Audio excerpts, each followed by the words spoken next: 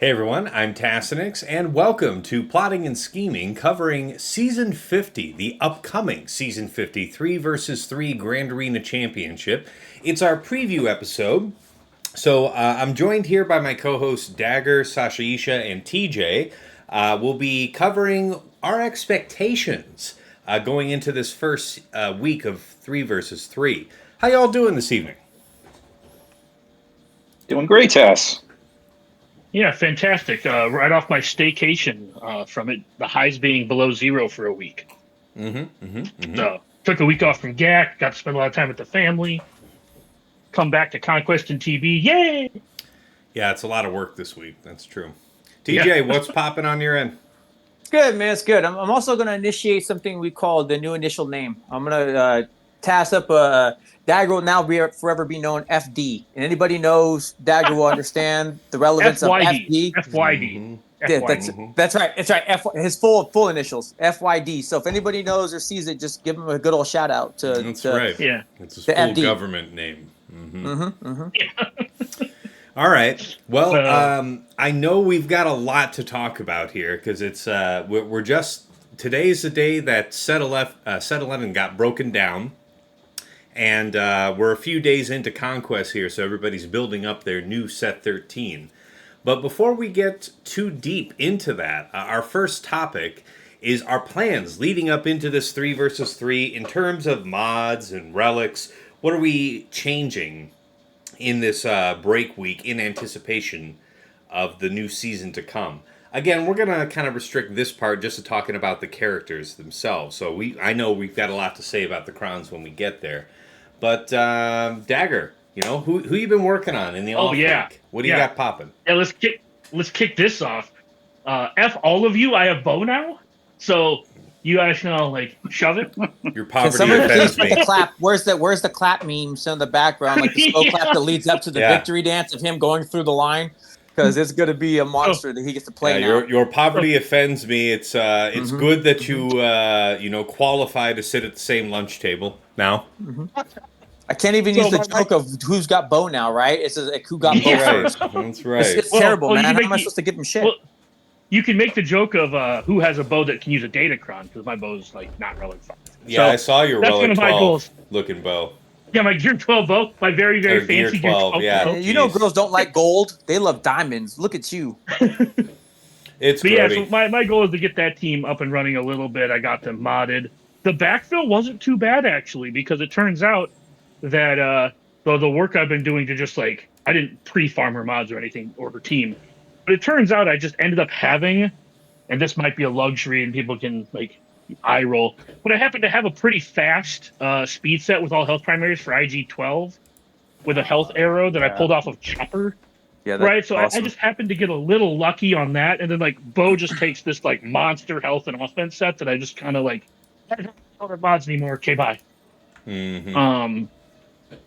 So need to work on Hondo's mods because of that. Hopefully get him dialed in, because I actually use him in 3s as opposed to I don't really use him too much. He's real, yeah, man. It's I look forward to the diversity of 3s because it's pretty. And he'll kill shit because defense is gone. It's gonna be so much fun, man, because all these B teams suddenly pose a serious threat again, and it's good. It's good. Yeah, once again, he kind of gets shafted. I'm not going to go too deep into data crunch. I'm just going to point out, once again, he kind of gets shafted because, he's neutral. Fair enough, yeah. So he's when Datacrons where Datacrons are concerned, he's always going to be kind of an odd duck because he still gets scoundrel. So I mean, he gets something at least. Right, it's not a nothing burger. That's fair. That's fair. I was more referring to the new set, but yeah, right. I take your point. Yeah, he gets scoundrel still, so at least there's some kind of relevance to say, all right, well, we know he's got to put him on at least a scoundrel team or some kind of Sana or something, but at least he gets to play ball somewhere. Yeah, and as far as other stuff that I did to prep for 3v3, most of it is prepping for the upcoming. We're 3 of us are in Mock Romy, and we have both cause coming up soon and an intramural. So a lot of the prep I've been doing is less for 3v3 and more for TW. But yeah, I put probably 100 relic levels on in the last week. Sasha made a suggestion the last time we did this about saving a lot of your relic materials just to see if the datacrons change anything. And they didn't really change anything, but it did give me an opportunity to bolster a bunch of stuff I've been meaning to put relics on anyways. All right, fair enough. TJ, how about you? What have you been working on here in the off week? I think I'm in the same boat as Dagger. I feel like it goes along the same way. So there's a lot more teams where they were kind of projects that I was working on. Like I just took ATF up to 8. I want to get the Malicos ATF up to 9 if possible, just because I think no matter where you go, they're going to be mainstays and they're just going to do things regardless. All they need is a light or a dark, and I think they're money, right? And so it's been things like that. Taking my Zori team finally. I was a bum. I'll be called on it myself, like original Resistance characters. So it's getting those up to 7 and 8, so they don't just get popped off by Qui-Gon Jinn anymore or whatever it's going to be. It's just been all those niche pieces and teams that I've been kind of just building up as we've been going along to tie in. Not to go into Datacrons because that's obviously a whole other bucket. Those have been my big ones though. Okay, that's good little items to work on. Sasha, how about you? Yeah, I'd say a couple of things, like really not a ton of relic movement, but one that I did do is I took Palpatine, a OG EP to R9, and that was kind of with hey, UFUs are off of steroids, and if that's the case, without that stacking defense DC, perhaps Ray's back on the menu, and just get EP as thick as I could possibly get him, just to withstand possibly a whirlwind and at least some alts from Ray. So that was one of the relic investments done specifically because of the change in Datacrons.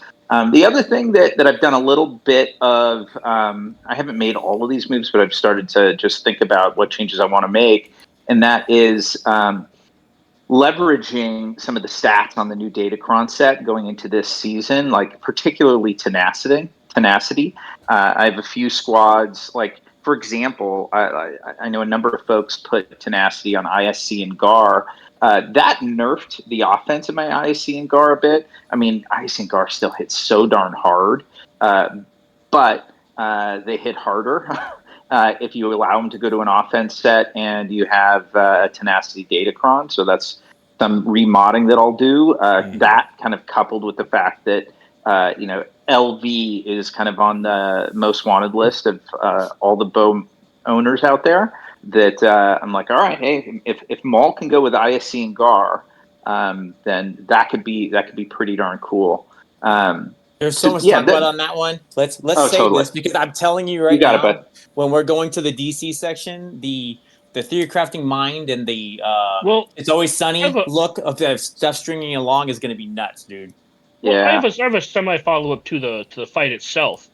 So yes, you're going to get to put tenacity on ISC and GAR, but like, is that enough to get past that level 3 that Gas has? I was like wondering the very same thing. Yeah.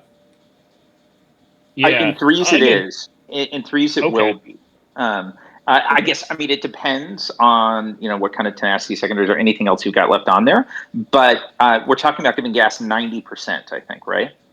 Because isn't it 30% per opponent that that doesn't have, like, however many. But so in threes, it's only 90%. You get to fives, it starts getting prohibitive. But in so threes, you're talking about like the modding to make this work in threes is like anyone under 180% tenacity with the Datacron equipped need not apply. Right. Yeah. Okay. All right. So we've established what the floor is for that. But I still want to bring in the fact again when we start talking about DC, if you just thinking about what this team is going to do, and then because they get to be Empire.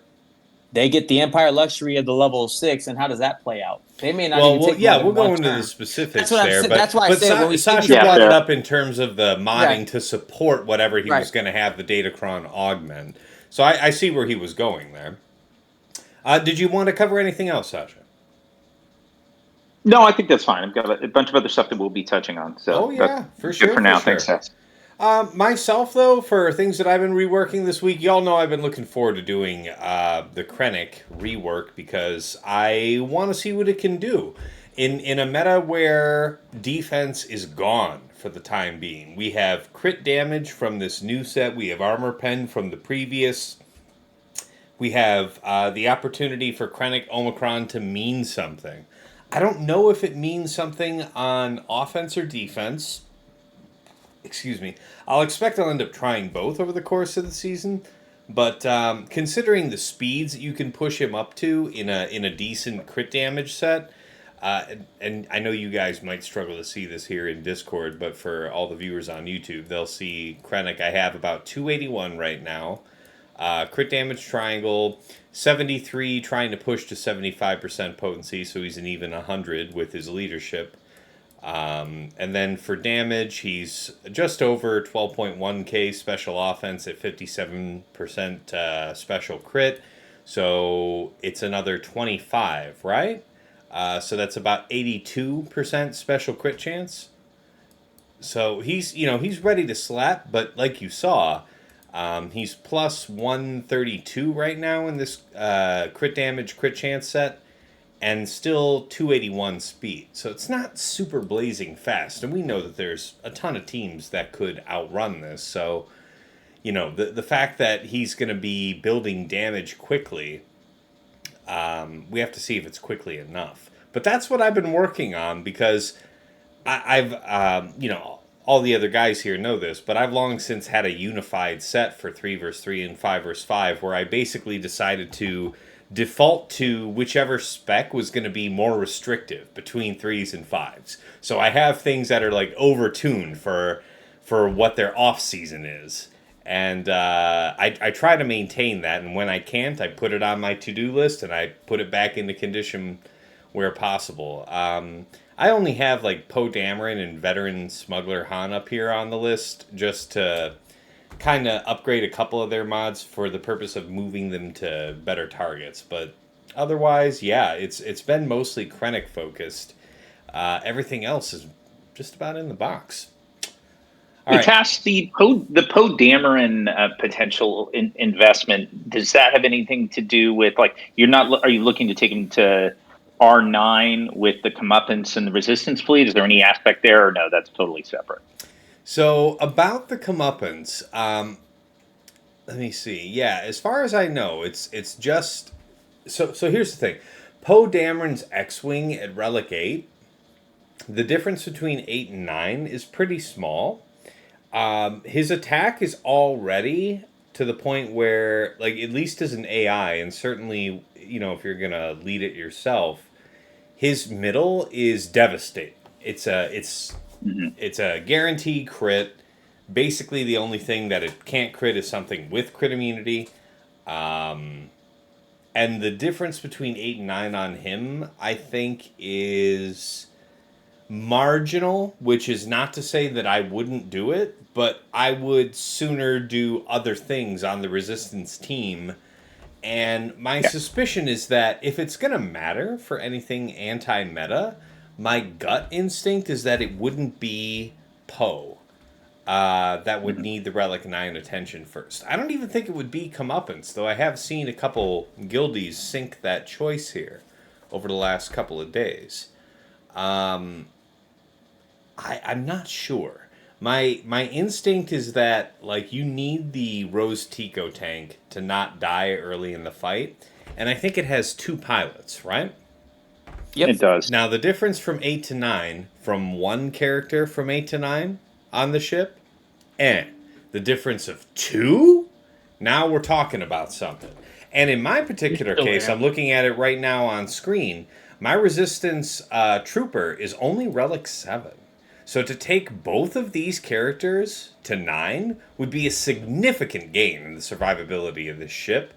And again, it all depends on how much Comeuppance suggests a change in what this fleet can do. Well, but my instinct is to bulk up the tank first and see where we go. Sorry. Statistically, two pilot ships share the crew power. So by R9ing them both, it's roughly equivalent to 1 R9. So it costs 2 R9 for the 1 R9 effect. Oh, well, that's You're- crappier then. Yeah, you might get slightly more, but like, look at Poe's ship, you're going to get maybe a little bit more than that as a bonus. Yeah, but if any time that we're using this resistance fleet, and I mean, I guess it's maybe a little unfair, but we're talking about using Radis against something like Executor, something meta. We know that MG100 Star Fortress cannot withstand that opening assault. That's usually why, if you're really in a pinch and you're thinking that you might not even clear the fleet zone, you'll do an additional fleet in between just to pull the mass assist if you fear it's about to come around again, because you know the MG100 will not withstand it. So, if Comeuppance provides hope of some type of off-meta counter to a meta fleet, and it just needs to have its attacker ships and support ships protected, maybe for another turn or two longer, it's something I would be forced to think about. So that's to your question, Sasha. Yeah, my thoughts on it are really simple. I think they basically released this ship so that every faction now has 5 ships, so they can slightly further gate galactic challenges. Yep. Yeah. I think that's the fairest assumption. Because it didn't. I don't think it might, moved the it needle. Might lead to something. It might lead to something down the road, but like, unless we get another resistance capital ship this summer, like I would see it. Okay. Yeah. I just don't think Holdo herself is strong enough. Like I don't think it was ever meant to be. The fleet. Yeah, I'm not trying to belittle the fleet, but like you said, Tass, like it struggles to even eat a mass assist from like either of the two non-Leviathan GL fleets. And it doesn't struggle; it's just straight up falls over. Yeah. Well, I said it struggles to live through the mass assist, not that it even comes close to winning the fight. Yeah. No. And I'm saying it doesn't even struggle to endure the mass assist. I'm saying it just falls over. Fair. It's out of its misery immediately. Yeah. It would basically need like the Iden level / like what they did with that to have really become the meta, right? Because Iden changed the game for what the Empire became. They went like, it's the alternate counter for whatever you're going to do, right? It's not even prof. You're going to use Thrawn to go kill Leviathan. And it's that Iden ship just doing all the work, and it fits everywhere and does so much. And Comeuppance just does not bring that comeuppance. It doesn't bring what it's trying to do. Honestly, the Resistance need a real tank. I think it's fair. Yeah. A double tank or something like that would be a fun little barrage. They could have easily baked into Comeuppance a similar effect like they did into the Fury, the Malgus ship that bolsters B-28 through its own unique. Like they could have done something with Comeuppance to make MG100 a formidable tank. But to Sasha's original point about Relic 9 for maybe Poe, well, I had him up on the mods thing because there's a couple marks that I want him to be. I want him to be not less than 340 speed, and I want him to be over 110% potency. And so until I have those marks perfected, that's why he's there.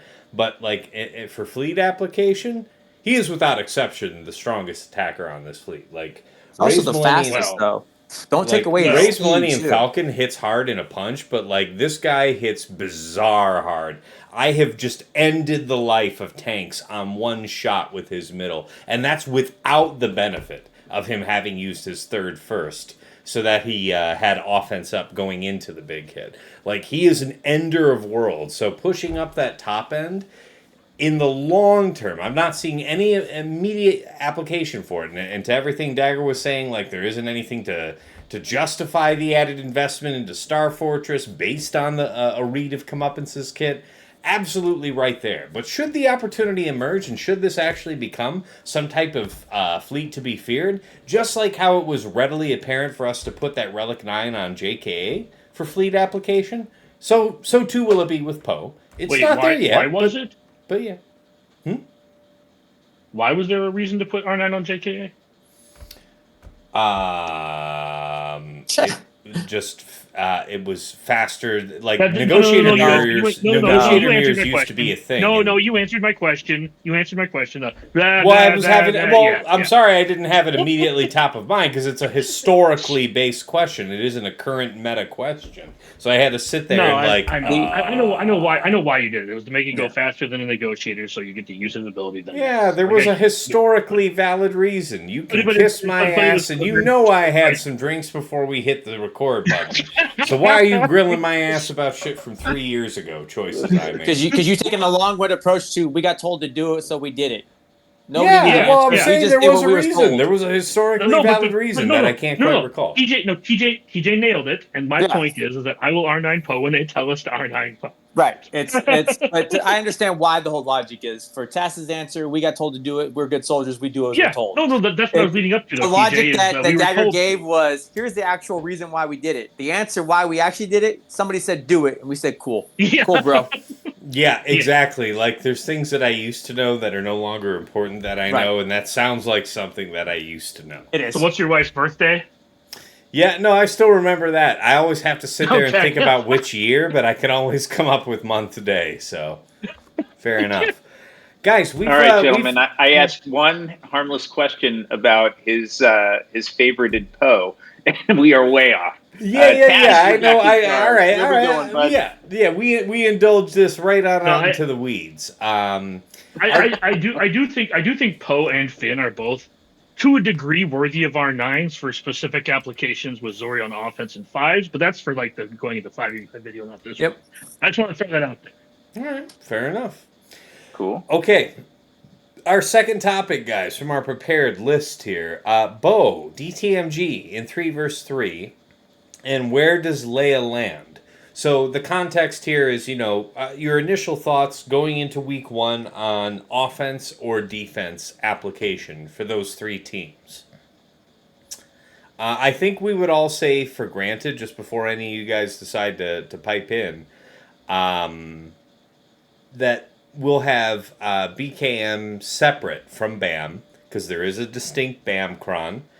I know we'll probably touch on who we think is going to be super hot with BAM. It's probably going to be most of the usual suspects, but it certainly those apart. That said, Bo, DTMG, and Leia, where do you see it? TJ, how about you to open up? So let's go piece by piece. We say Bo. She is like the Super Saiyan that we don't know is going to push yet. We don't know what level she's going to be and where her end result ends up at, right? That level 9 is just stupid. If you have it, it's amazing. It may be killing Rays. We don't know. I think I would. There's no way it's not. I can't see it. IG-12 and Paz are the team, right? You have your tank that was never going to die or go anywhere. You have IG-12, who's going to be super fast to disrupt what's happening, call dazes, stop the team, and Bo is your monster, right? So you have your 3 essential characters just dropping bombs. People are just going to fade away, and I would love to see, because I think we'll see mixed combos, but I think that's going to be our week 1 monster. I think if we're going to be straight up honest though about like comp, like I expect to see some people having armor in there instead of Grogu, because the threat of Beskar could be a thing. Sorry, go ahead. I'll say I actually expect to see OG Bo in certain if you're not using a GL, I expect to see a lot of OG Bo in there, because the banners are going to be so important. Because one of the problems with the Bo team is it does kind of struggle to regen banners. Mm-hmm. Yeah, she'll take it. I think that's my number 1 though, right? So if I just taking my number 1 pick, I don't see that. See, this is the great thing about it, and this cron is I don't think Dagger's wrong, but we just don't know, and that's what I love about the 3 setup right now. We know Bo's going to kill shit. Things are going to die. As what is it, Dagger? Is your words that go blasty blast, boomy boom? Either way, shit dies. Explode. Things go slowly. Thank you. Yeah, so I think that for the Bo team and figuring out, I think we can all agree, and even with the Kron, I don't see her being on defense. I see her killing everything on offense. And I'm going to go to DTMG next. I think this is going to be so much fun to use it. We saw the starting points of what it's going to do, but with this 400%, and if Resistance, which we'll talk about, plays with it, and team concept, man, I know the harder comp was when you had Gideon in there. So new Gideon and old Gideon together, and then Storm was like your moneymaker for the Okay, defense I because could their see defense that. built. I could see that. But also Shore, right? Or Scout, and where that plays in. But yeah, I think DTMG, we started to scratch the surface in the first round of threes. We played with it more in fives. I think it's back harder now. And one of the streamers talked about it. Um, Gideon was not even getting the benefit of the 400% when it was around for him with Scout. He gets it now. So we don't know what his power level is going to look like with this whole cron setup, and where it plays at. It could be a monster on defense, especially having OG Gideon to mitigate damage with this setup, and then removing turn meter. So there could actually be good application for that. Um, but offense or defense, I think it's going to be a sleeper hit. See, let me take you to task on that for a second here. What do you think about a world in which you do Gideon lead with Dark and something else? You have DTMG and Scout and I don't know, Storm or Shore, probably Storm. And then you have something like in my particular scenario, I was thinking of something like Krennic Death and Shore. Like, what do you think about that kind of split? I'll give you your Krennic. But we'll come back to it because there's yeah. We don't have to go into detail about that, but I'm talking about that particular division of resources. I'll explain it. I'm going to go back to your point for DC though. But just specifically sticking to the thing of DTMG. Yeah. The push of being able to revive and then having the damage increase now with the 400%, which again we'll figure it out once we're there. And the way the application lands, DTMG is going to be another monster, and it just with that level 9 is just stupid doo-doo dumb on what I think it's going to accomplish. Because so many teams we rely on are big on gaining or doing something with turn meter. I agree. Tuskens love that. So let me ask you, just to keep us on pace as you're answering here. For Bo-Katan, your initial instinct was offense or defense for week 1? I still don't call it a defensive team. Okay. No matter the fact that she can pull stuff away or move a turn meter thing, you're just going to play around the fight. And BAM. And for DTMG though, DTMG offense, defense. I think plays both sides of the game. And it just matters. It depends on how tough you make it. I think the toughest one was OG Gideon back with the Imperial Trooper. I think OG Gideon still lands as the tougher middleman on the new Gideon team as the tougher one for defense. Without defense on the Kron, we would expect that it's a less potent version of S11. We don't know about resistance. Well, you do have resistance. We don't know how you have resistance, which will help you against the special damage from a Radis team. But I was just going to say it's not going to stop. We don't know how. Yeah, the mechanic is defense, which turns into offense. That's what I'm trying to explain to you. Is don't forget you're doing two things with this. Is we don't know this level of resistance and how it plays. And unless somebody's tested it. You're right, because resistance is considered a and that's what defense talking stat. About. You're right. Now, hey, that's when clever. Just wait. Because when we start talking DCs, I've got like 5 teams lined up where I'm already thinking about how this is going to play, where they're going to be monsters. But for DTMG specifically, the fact that OG Gideon gets to significantly reduce the damage you're taking on his first move, regardless of what he does, just the fact that he goes, you're already now in a place where you're not being able to hurt them, and all the team is just going to be slapping the shit out of you. So I think that disruption is going to hold strong enough to where they could be good anywhere. It's like the Tuskens or something else where in threes, you're not putting out enough damage necessarily unless you're taking something that level. So it could be everywhere. I think it's going to be a great utility knife to cut through things with these setups. And now let me double this down. You take this level 3 that we have now where we're getting doubt and we're putting on these things. Dagger talked about it. I think the sky's the limit on how this works and where this plays with this set because you don't have defense or other pieces. All right. Fair enough. Leia. The Leia one, I'm hopeful.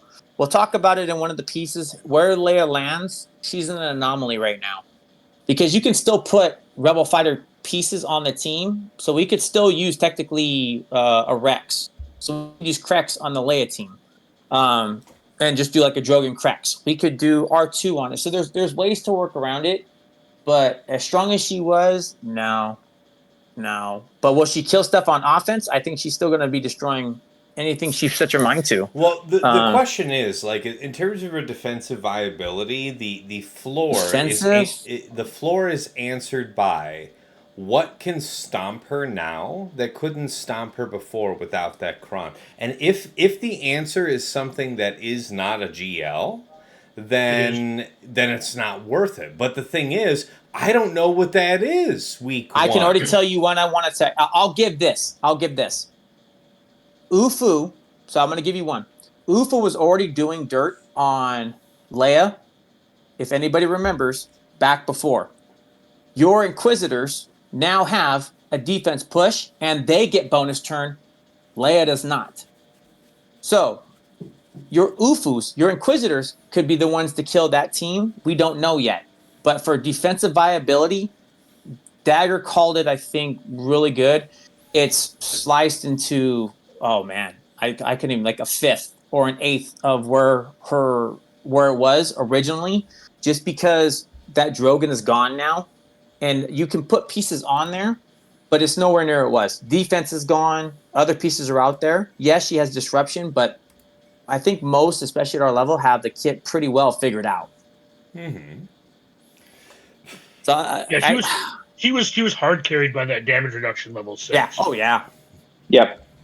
Yeah. So yeah, the team figures to do damage to her. But correct me if I'm wrong here, gentlemen. But my instinct is that Datacron forbid a certain number of GL counters. The thing that would be interesting is the absence of that Kron permits what number of non-GL counters.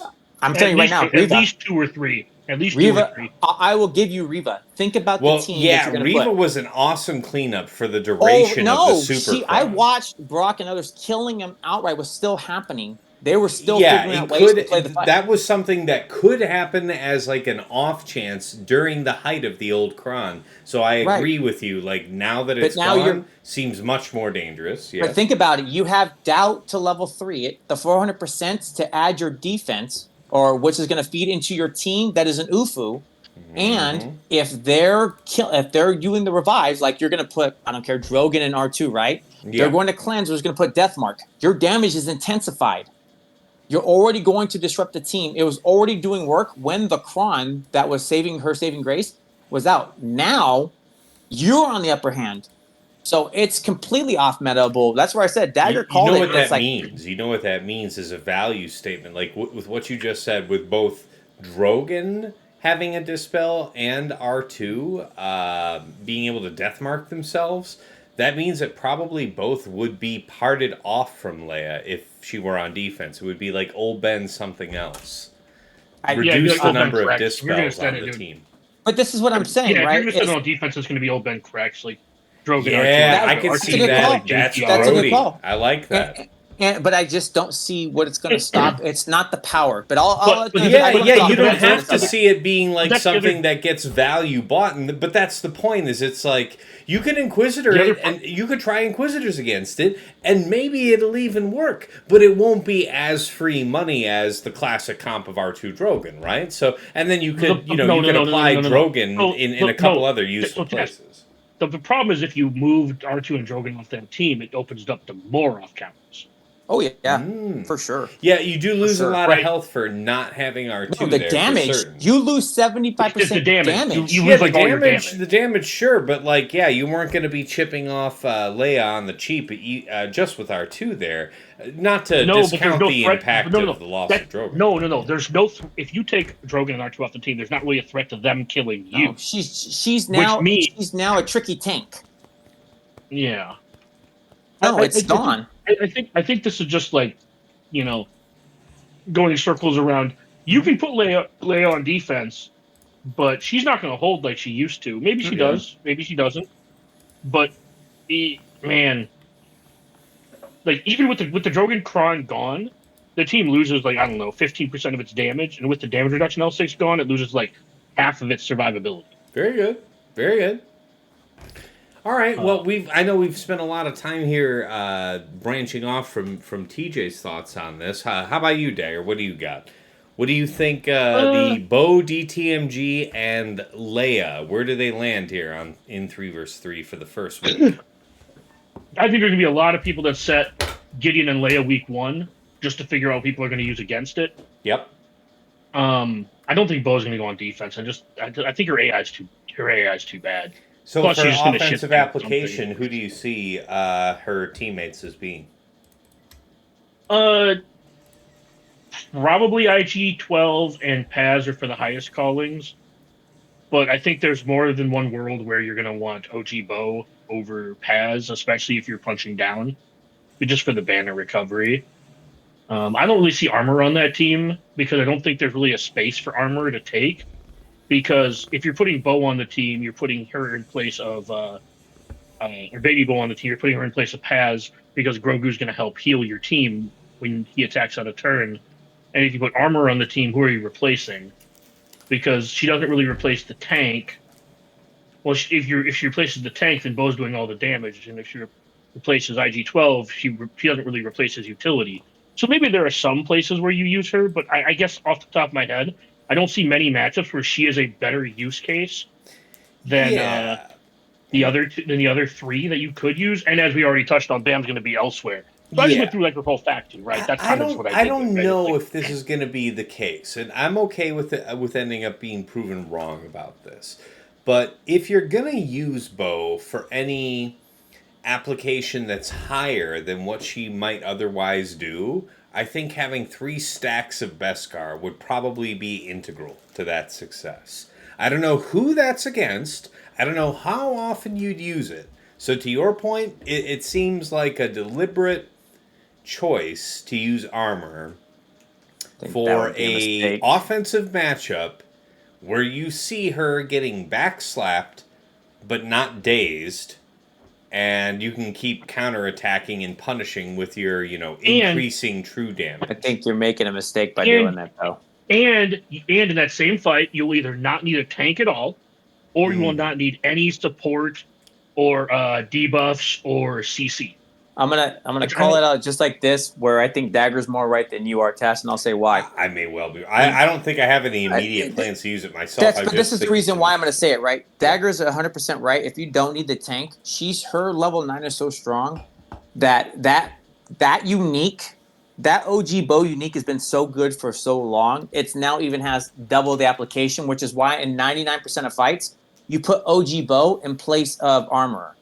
The other thing we'll talk about, and it goes right along, Armor is basically her own team, and that you could put her right now until we get Bane or something like that. Goes with SLK for a 2-man, or goes with C for a 2-man, because you have the level 6, 100, like goes under 100% health, right? So you make her fast.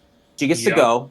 They're going to hit her. She now gets a bonus turn, and she gets to immediately put. That's what I'm saying, right? So his point is relevant in that you're wasting such a valuable character right now that your Armor just make her super fast. She gets to go, then gets to give 3 stacks, and now you have a super trooper. Mm-hmm. And you didn't waste anything. And OG Bo, where you don't have it, will basically carry the health and protection that Dagger's talking about is huge on that team. Yeah, and we could break down Gideon the same way, right? Gideon is a tank and the leader, and he will finally get the level 6 that will apply to him. Yep. Which means I think the value of Stormtrooper goes down rather significantly. Very fair, yeah. Fatal has been disfavoring Stormtrooper even in the previous set, so I think you're especially right now. Yeah, so I think you're looking at something like, if you're going to, in your position, if you're going to use Krennic with Death Trooper, I think you're more likely to start with Gideon and Scout. Yeah. I think that's the default if you're not going to use Death. I think myself personally, I think I'm going to try to reserve Baby Gideon. Is that on offense, or is that defense? Yes. I don't plan to set this on defense. Like, there's too many things. Like, I still believe there's too many things that beat this for cheap, right? Like that's. And yeah, the Kron makes a Dark Trooper, and yeah, the Kron makes them like a little more resilient. Mm-hmm. But you're not really beating Hope unless you really, really crank the resistance and deflection on that team. See, I wonder, like on offense, I'll just chime in here a bit because I have a couple of opinions that differ from what we've touched on. Like one, I'm curious on defense if the Dark Trooper, the DTMG cron that summons a Dark Trooper, adds offense, if that might be effective with a level 3 doubt on defense if you have Scout and OG Moff Gideon with it. The reason being you can prevent buffs from occurring for the ABRAD squad. I think it's going to still hit surprisingly hard. There's a ton of defense that's built into the DTMG leadership. There's 75% as part of it. And the first time he uses a special is another 10%. So if he outspeeds Scout, which he probably won't, but regardless, there's a decent amount there. But you pack some resistance on, and again, uncertain about the mechanic. But if resistance converts the way defense had in the previous set, you're going to pack a hell of a punch, and you're going to prevent buffs.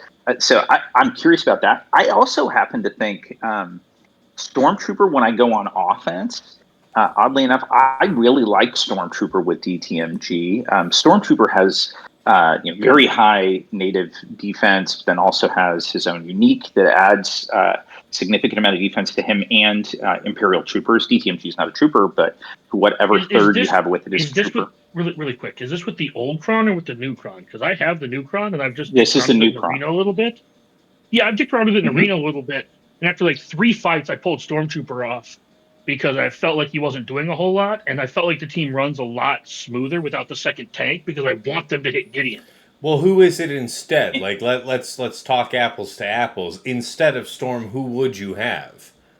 He did. He called it already. He just said it. Baby Gideon and Scout. Yeah, I was just doing Baby Gideon, Scout, Death, and Dark. Well, I know he said he was talking. He was talking in arena, which was having having 2 Dark Troopers is freaking nasty, man. Yeah. Okay, I can see that. All right. I haven't tested the new one. This was all theory. Yeah, and I'm not saying that you're wrong or anything like that. I'm just saying, going off of my brief amount of dicking around with this silly cron, man, it's silly. I think you want both Gideons there because they stack off each other with the insight. Mm-hmm. Yeah, and then I see it. I definitely love it. I can see Stormtrooper. The old cron. Yes, sir. Go ahead. Yeah, with the old cron, I loved Stormtrooper, and I'll tell you why. Like, part of it is if I was getting a lot of DPS on my DTMG, like, if you were aiming high and you're afraid you're going to get wiped, the ability to have an off tank like Storm was nice. And then if Storm wasn't taking, again, this is the old cron, but the old cron, Stormtrooper's defense was converting to such high offense that Stormtrooper was hitting harder than any of my other characters. Yeah. Mm-hmm. So one thing I will remind, at least for 3v3 where it's probably a little more relevant, every stack of insight that the Gideons have between them, they both gain like 50% offense and defense. It's true. That's the cron, the DTMG cron. That like DTMG and Gideon together does seem like a match made in heaven. I really can't fight that. Totally makes sense. Yeah, because once they get up to like 8 stacks, that's an additional like 120% defense and offense. Yeah, that's they're gonna be slapping fools around.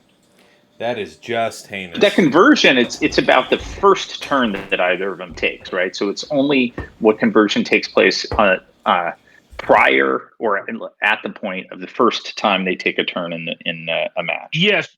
So they lose their defense at the beginning, but then they regain that offense, and Gideon's kit turns their defense into offense anyways. So that additional defense they're getting does turn into additional offense. Right. Okay. I'm just saying, looking at how this, like, looking at it on paper, I can only speak to it on paper in threes. But yeah, I think both Gideons want to be together, and I think the third is up to, your discretion. I personally think Scout has better utility. Scout makes a ton of sense, yeah. But I definitely understand the off tank, especially if you're trying to stop Radis. Having the 2 tanks might be better if you're trying to put that on defense. Maybe. Because it'll take longer to chew through them. Yeah. All right. Well, I appreciate those thoughts. Let's move into Sasha Isha's thought here. Since we've already gotten some, comment back from you. Bo, DTMG, and Leia. Defense, offense, where are you going to have them? Week 1. Yeah, I think a lot of good points covered by TJ and Dagger. I think that it certainly seems DTMG, like TJ and I, we were both talking about it last video we did, but it's just so much fun on offense. And as Dagger was saying, like, with the new Cron, can do a lot of cool stuff. I'm expecting offense. I am curious if whether if you have with the old Moff Gideon and Scout, if it's got more defensive viability against an ad rad squad, if it has that level 3 doubt. So I may try that, but probably offense. Bo just feels like offense because at least at the beginning, it's like, oh gosh, maybe they still set an LV for whatever the hell reason. Nobody's going to, but maybe they will. But as I think to the meta that we've all been experiencing, where it's so challenging to get defenses that hold. I mean, it was particularly the case in fives because everything's gotten so concentrated that, like, everybody has just OP offensive options that it's really precious if you think you can find something that can hold. It does make me feel like I totally agree with what you guys are saying. Like, Leia is going to have much more reasonable solutions than she did before the Rebel, damage reduction crons disappeared and the Drogon cron and all the other. She's going to be far more vulnerable, but it's still not fully dialed in. And so I'd be tempted to set Leia just because it's like, well, somebody else doesn't know exactly what to set, so they may either miscalibrate or overcompensate. And so I could see still setting Leia on defense. On the note, really quick, what kind of cron are you envisioning for Leia? Like, what are you leaning into cron-wise? Like, just Rebel fighter? I would assume so. Probably trying to leverage some of the cooler mechanics on Rebel fighter, and like what I could see being interesting. We'll touch on it later, but like, I don't know, maybe it's kind of unexpected combos. Maybe it's Chase, maybe it's Chirrut and Baze, maybe it's certainly Captain Rex makes sense. But and if you're going to do that, it'd be a Rebel fighter. But not totally sure, Dagger. Haven't really thought that far down. Yeah, that was just kind of my initial thought was would you go with like some kind of offense stacking because they do have undispellable buffs, or would you go? Yeah, that was kind of my thought. Is like I feel like the team's going to lack a little bit of a punch. So if I set it on defense, I would probably consider like resistance pen or actually armor pen for Drogon, and then like stacking offense L3. Not saying that the Rebel fighter ones aren't good, but man, it's just so weird to think of it in that vein because it was so stock for so long. Totally. And maybe we'll get to this in just a sec, but like, I kind of feel like the training wheels are off for Leia. The training wheels are off for Malicos a bit now. And it's going to be, it will be interesting. I like back to the point of my answer on like what to do with these squads right now.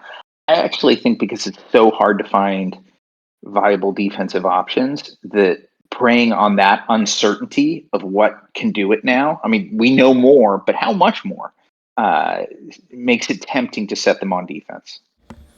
Like bottom front, what are you going to do?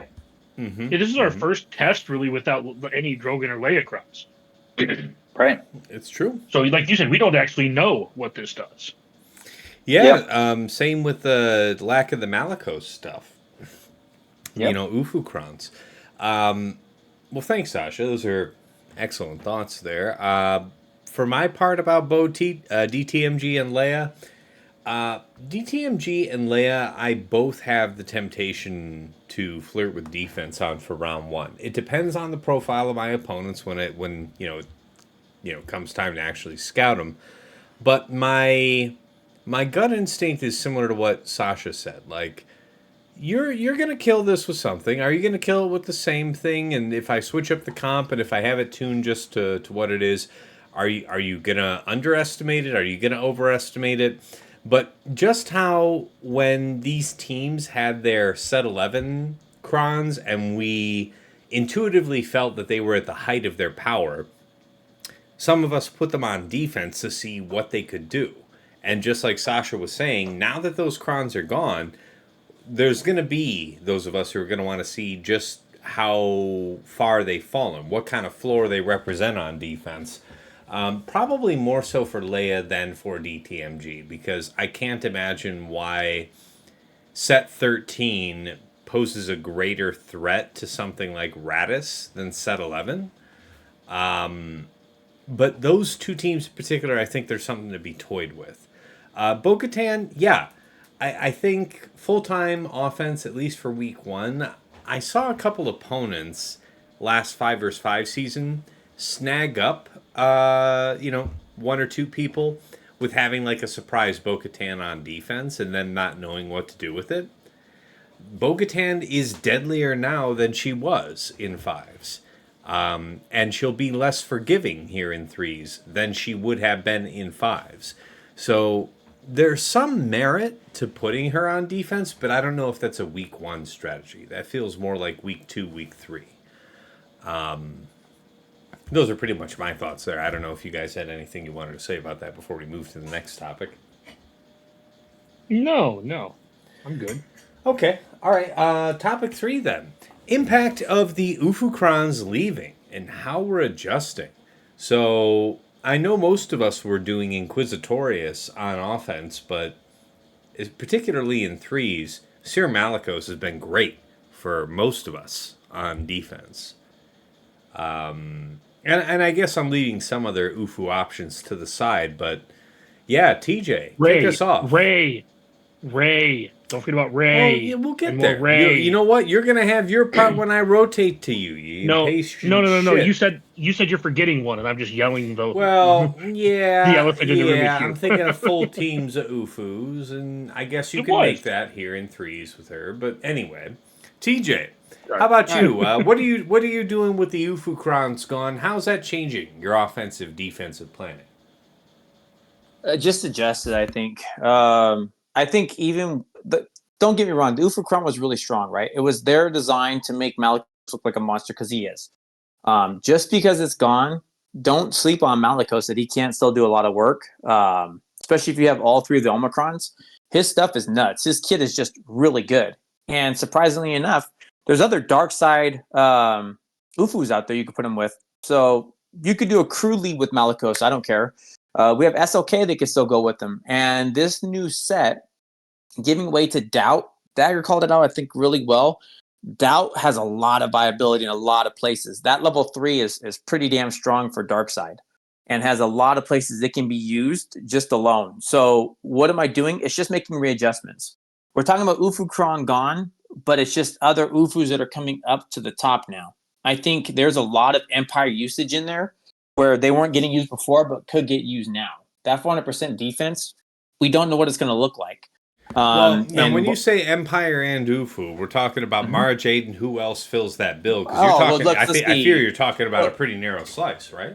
Am I? Because if you're talking about Ufu, what it had, you had Riva, it was one team, and then Riva was getting split off to Inquisitors. Well, those are all Empire. You now have EP Mara Jade instead of the Star Killer. They're playing into doing some more stuff now, and they're going to be nasty with the Doubt level 3. That's gross.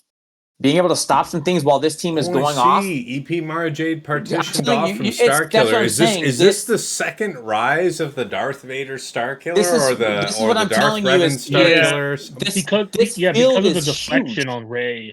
Because of the deflection we're going to be seeing on Rey, I think it is.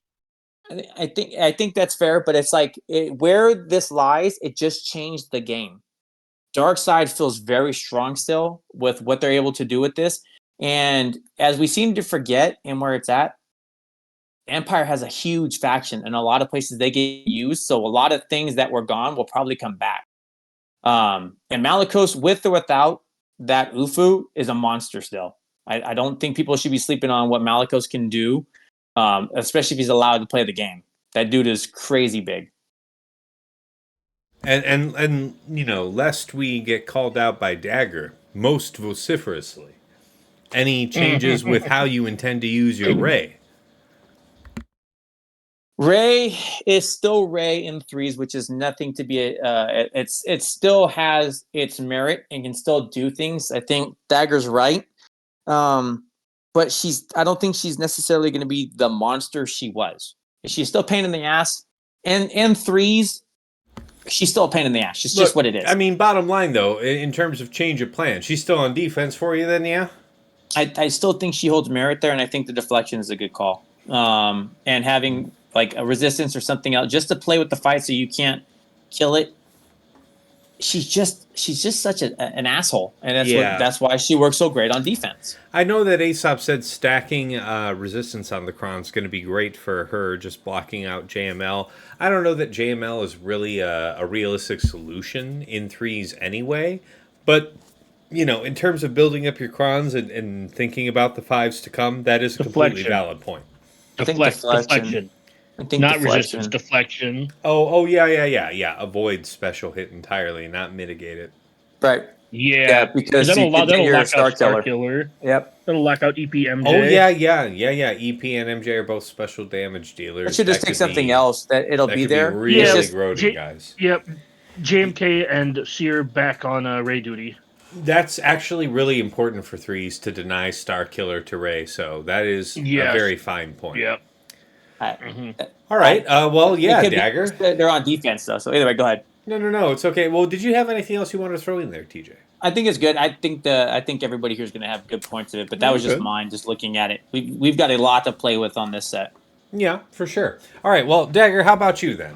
Impact of the Ufu Krons leaving. How are you adjusting to that? I think TJ kind of nailed this one. I think most of us are going to say something relatively similar.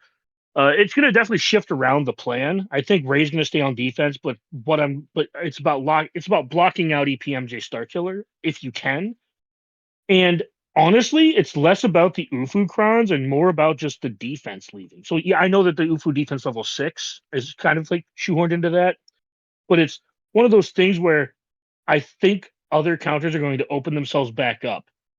So again, I think Ray. I'm not like obviously Ray's a problem in threes, but I think there might be like some, and I want to play a couple of these close to the vest, but I think that there's a couple of other solutions to Ray that are non-GL, non-Star Killer. And I'm probably going to try them week 1 because, like you said, I think that there's going to be some wiggle room week 1, especially since I took last week off from GAC, so I'm down in TJ land. So probably won't have the hardest matchups. But I'm mostly excited about the defense leaving because I think most of us are. It's like the end of the bulk Krons. Give it the Viking funeral for a while. Let's make things explode. Very fair. All right. Sasha, how about yourself? Impact of the Ufu Krons leaving and how you are adjusting. I think a lot of it covered. Totally agree on the high level. A couple of just smaller examples of changes for me. Like one, particularly with the level 6 Ufu, the stacking defense that we had, Cal Kestis, the Ufu, not the Jedi Knight one, that Cal Kestis felt like a little bit of a cheat code. We had talked about how he made a difference against Malicos and other stuff. He was just so phenomenal. I think he's a little emblematic of like, all right, it's just, he doesn't become like a concrete hard, like, stop to as much as he had been. He was such a challenge on race squads. He made, with the amount of buffs that he would generate, he helped make Seer squads so robust. So I don't think quite that difference. On a smaller point, I don't know if it will make a difference, but I felt like when I took Reva Inquisitor squads against JMK, it was a huge safety blanket to have those Ufu stacking defense Krons because it just got so thick that it's like, I don't care about targeting. Like, you go ahead, hammer away on my Grand Inquisitor. It's going to take you too long.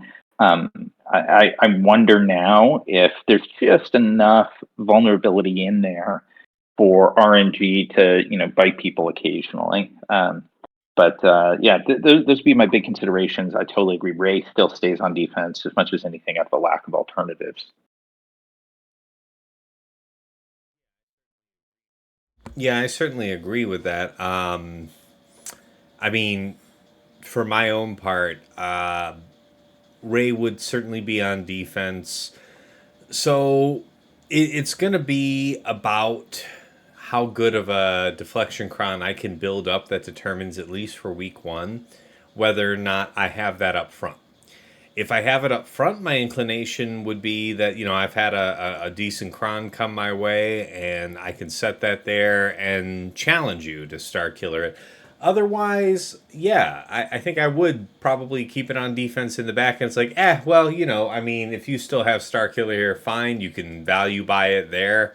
Or if you used it elsewhere, I guess you can JMK it anyway, something like that. As far as Malicos and Seer, like Seer Cal Fulcrum, probably with a Rebel Fighter Cron, right? Something that I'll keep on defense. That team has been tearing people up for a long time now, and I'm satisfied with it. Malicos, nothing really jumps to mind with him being a big beneficiary of these new crons, so probably something offensive. Probably some kind of GL counter. I don't know what I could set it with that would be super duper punishing on defense, because you're thinking like Slacker Malicos, Lord Vader Malicos. As weird as it is to say, I feel like JML could still probably manhandle either of those, even without any type of cron that provides protection. So that's just about my gut there. I don't know if you guys had any other comments, but that's those are my thoughts about the UFO teams. It's not going to be a lot of change for week 1 because I don't see myself using them a lot differently. I just don't. Not week 1 anyway. Okay. All right. Next topic. New cron set. It's long awaited, guys. I know we have a ton to talk about here, but new cron set, priorities, what we're farming, our expectations. TJ, sound us off. All right. So for me, man, there's so many things to do here. There's so much to play with, so many things to do. And we'll talk about our favorite R9 later, so be sure to omit that. No. So priorities right now, honestly, I'm just looking at it as getting enough. I told this to Sasha. It's obviously week 1 of 3s is going to be nuts, right? But it's having obviously the priorities of the 9s, which are the basics we all know about. But it's also getting enough. Like there's like 7 Mando teams. So I almost want all 30 crons already built out to what I want to be able to do with it, because it goes so many places. Man.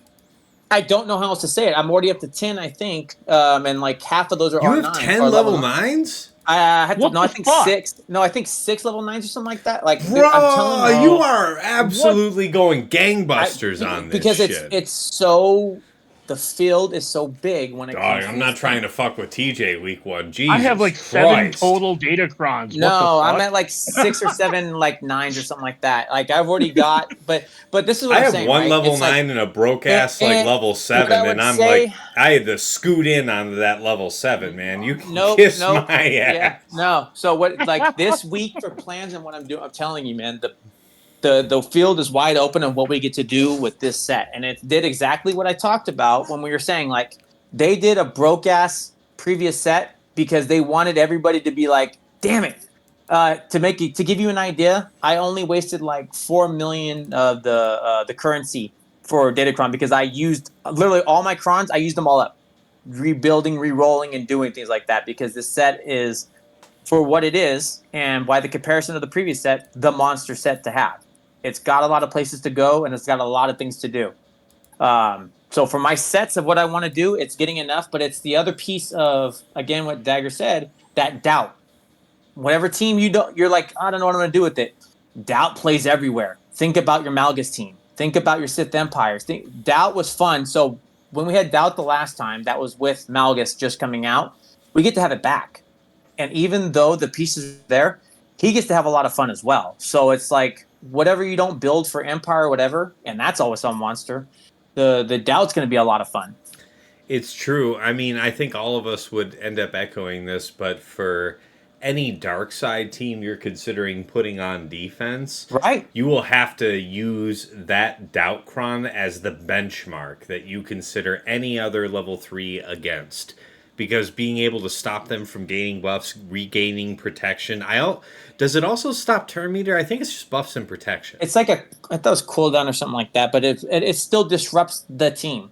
You're Yeah, still putting a disruptor on the concept of the team's going to try to do to you. yeah, whatever it is that they're going to use to try and overwhelm you, like, think about Bad Batch versus any of the counters that use it. Like, how many times is that depending on Bad Batch and the other squishy under stealth when you're using Wrecker? Or how much does it depend on your guys just having foresight and offense up using Bad Batch? And, oh, well, it's too bad because you've taken any of the enemy characters under 90%, 75%, 50%. You just don't get to have buffs or protection now. So I want to make sure I keep on it because I think this is a big topic for everybody. So for priorities, obviously our level 9s, this is the level 9 set.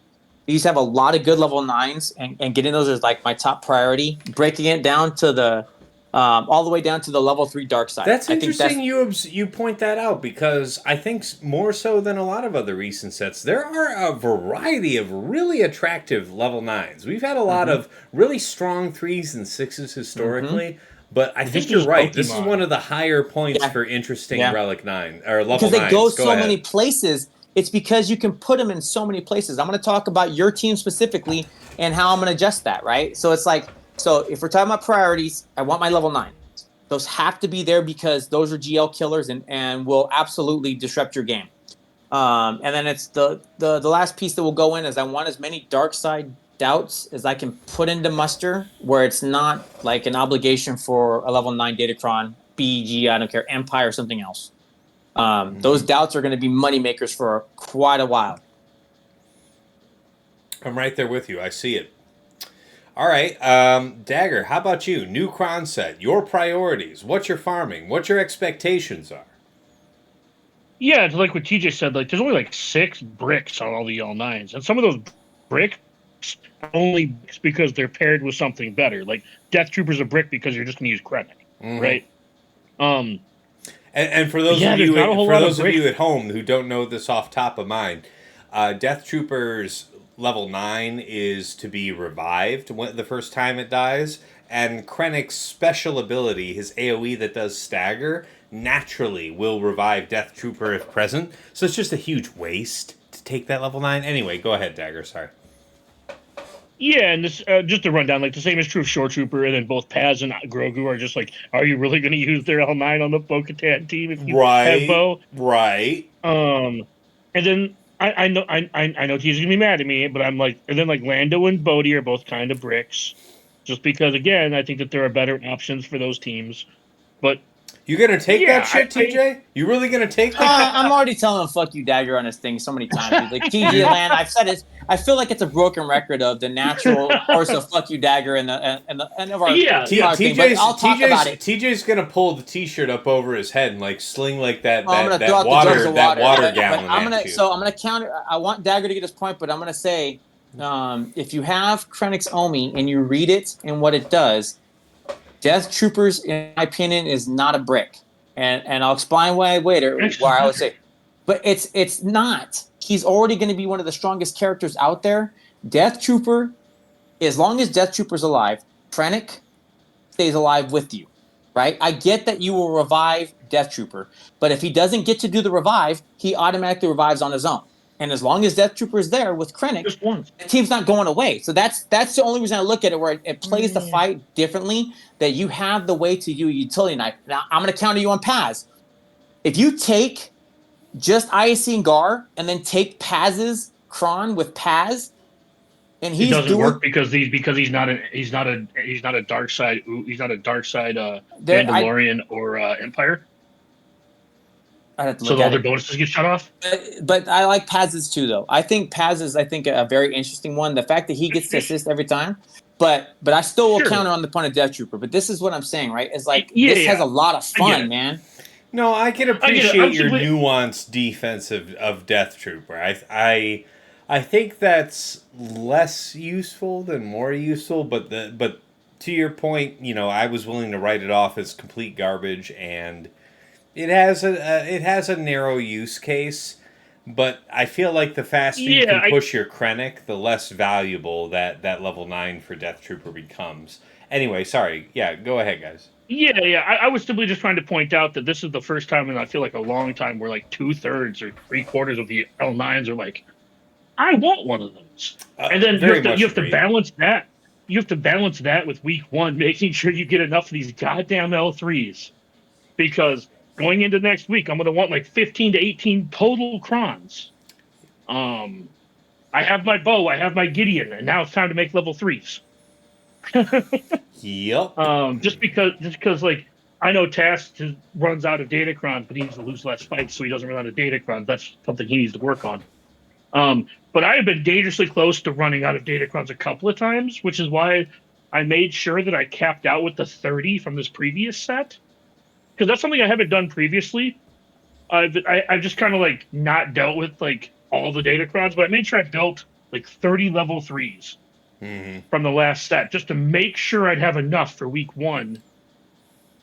Just in case I had to, whatever, just in case I didn't get enough or had to focus on L9s, or it took me too long to get the L9s, etc. So definitely focusing on the L3s. Yes, the protection up for the light side and the doubt for the dark side are pretty much head and shoulders above everything else.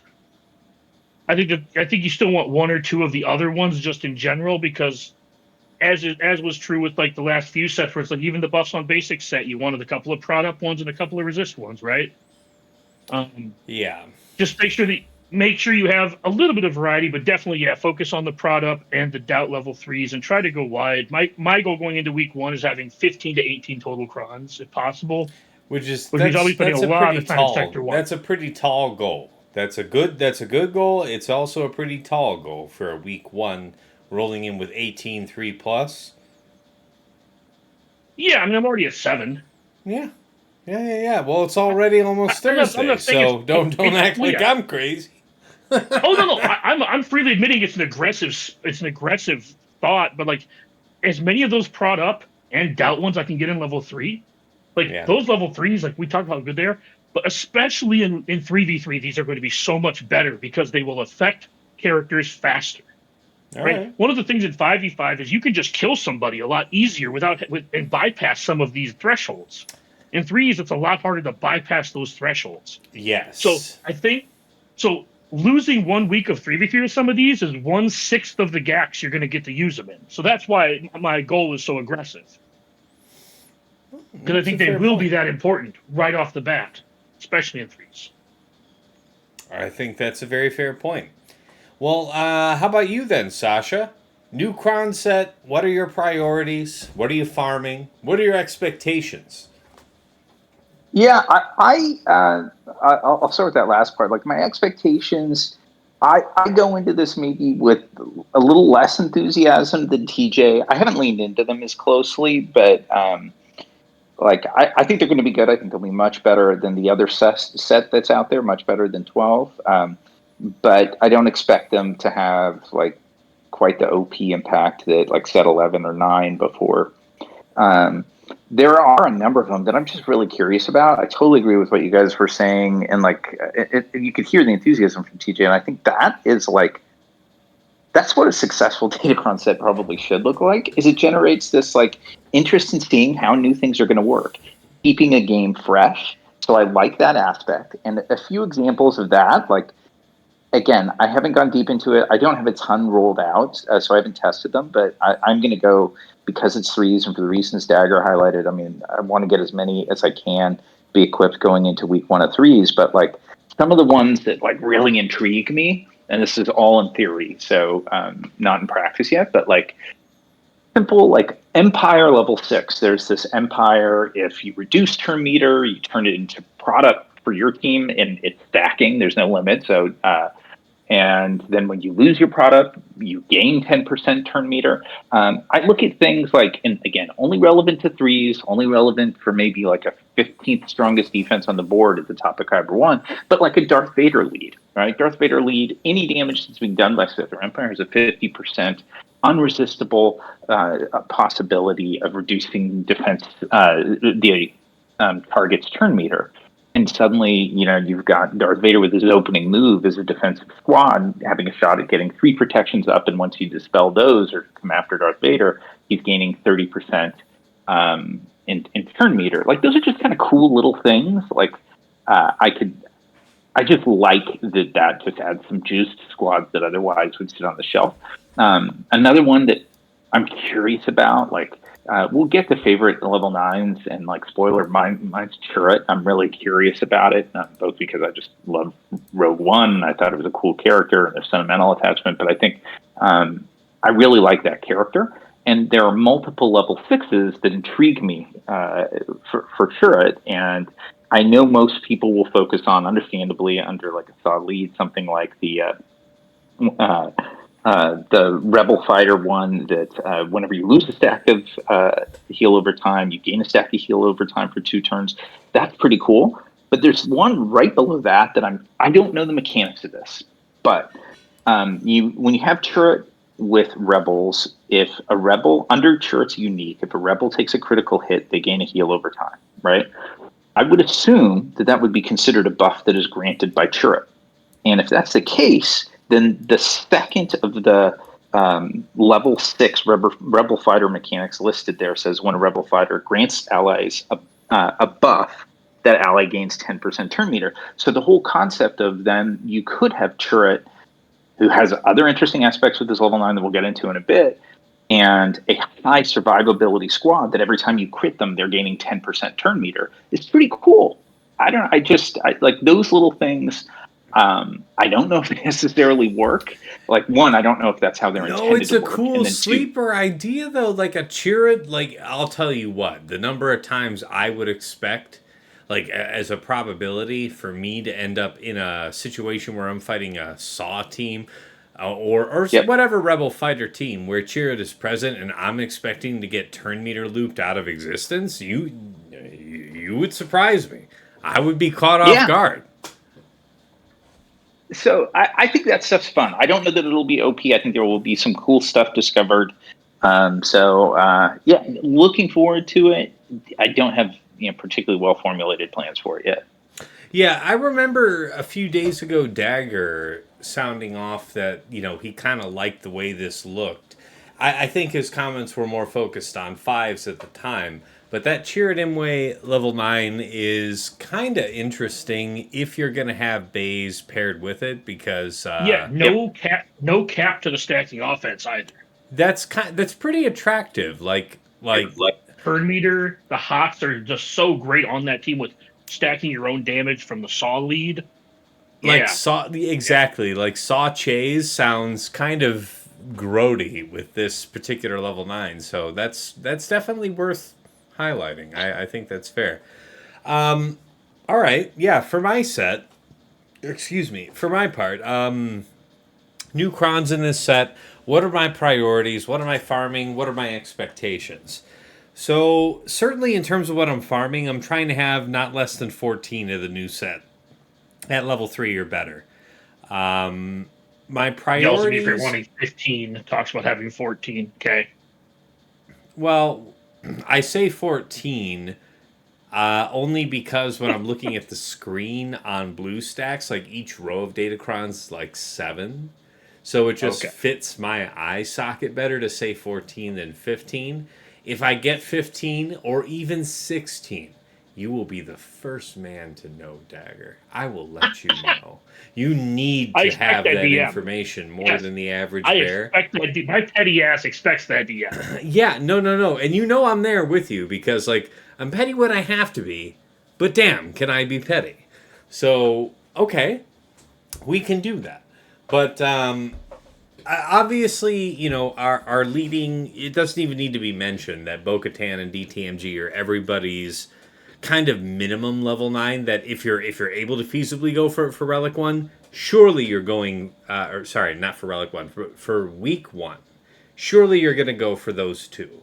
So I'm just going to exclude those. I'm trying to have a bunch of doubt for level 6. I'm trying to have about 3 or so max health % damage on debuffs for Dark Side. About 3 of those.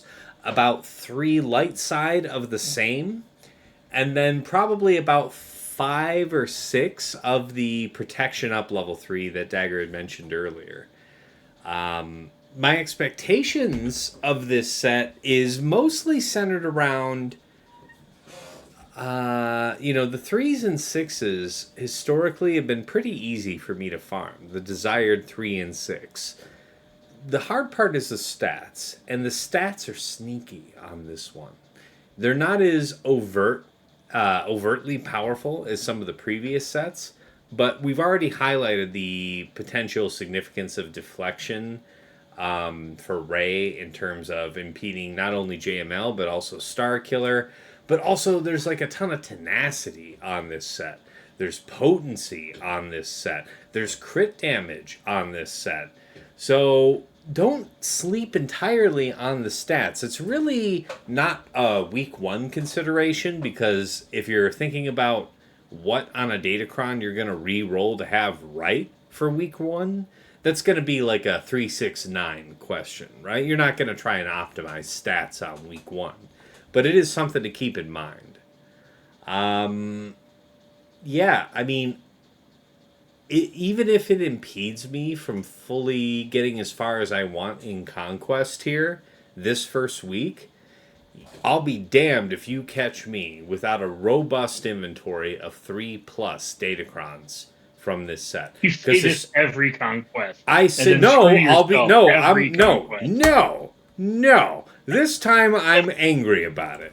This time I remember the last time I went into that first week of 3s, and I sweat out, and it was against a good opponent too. It might have been Aesop, it might have been not, but it was somebody up there in the neck of the woods, and I was like, God damn it, I'm having to do these last 3-4 fights without any Datacron at all. I ain't trying to do this shit again. So there is some added emphasis to that. I'm always trying to go for the right crons and not necessarily for enough. That's kind of my thing to focus on there. That's about it for me on that topic.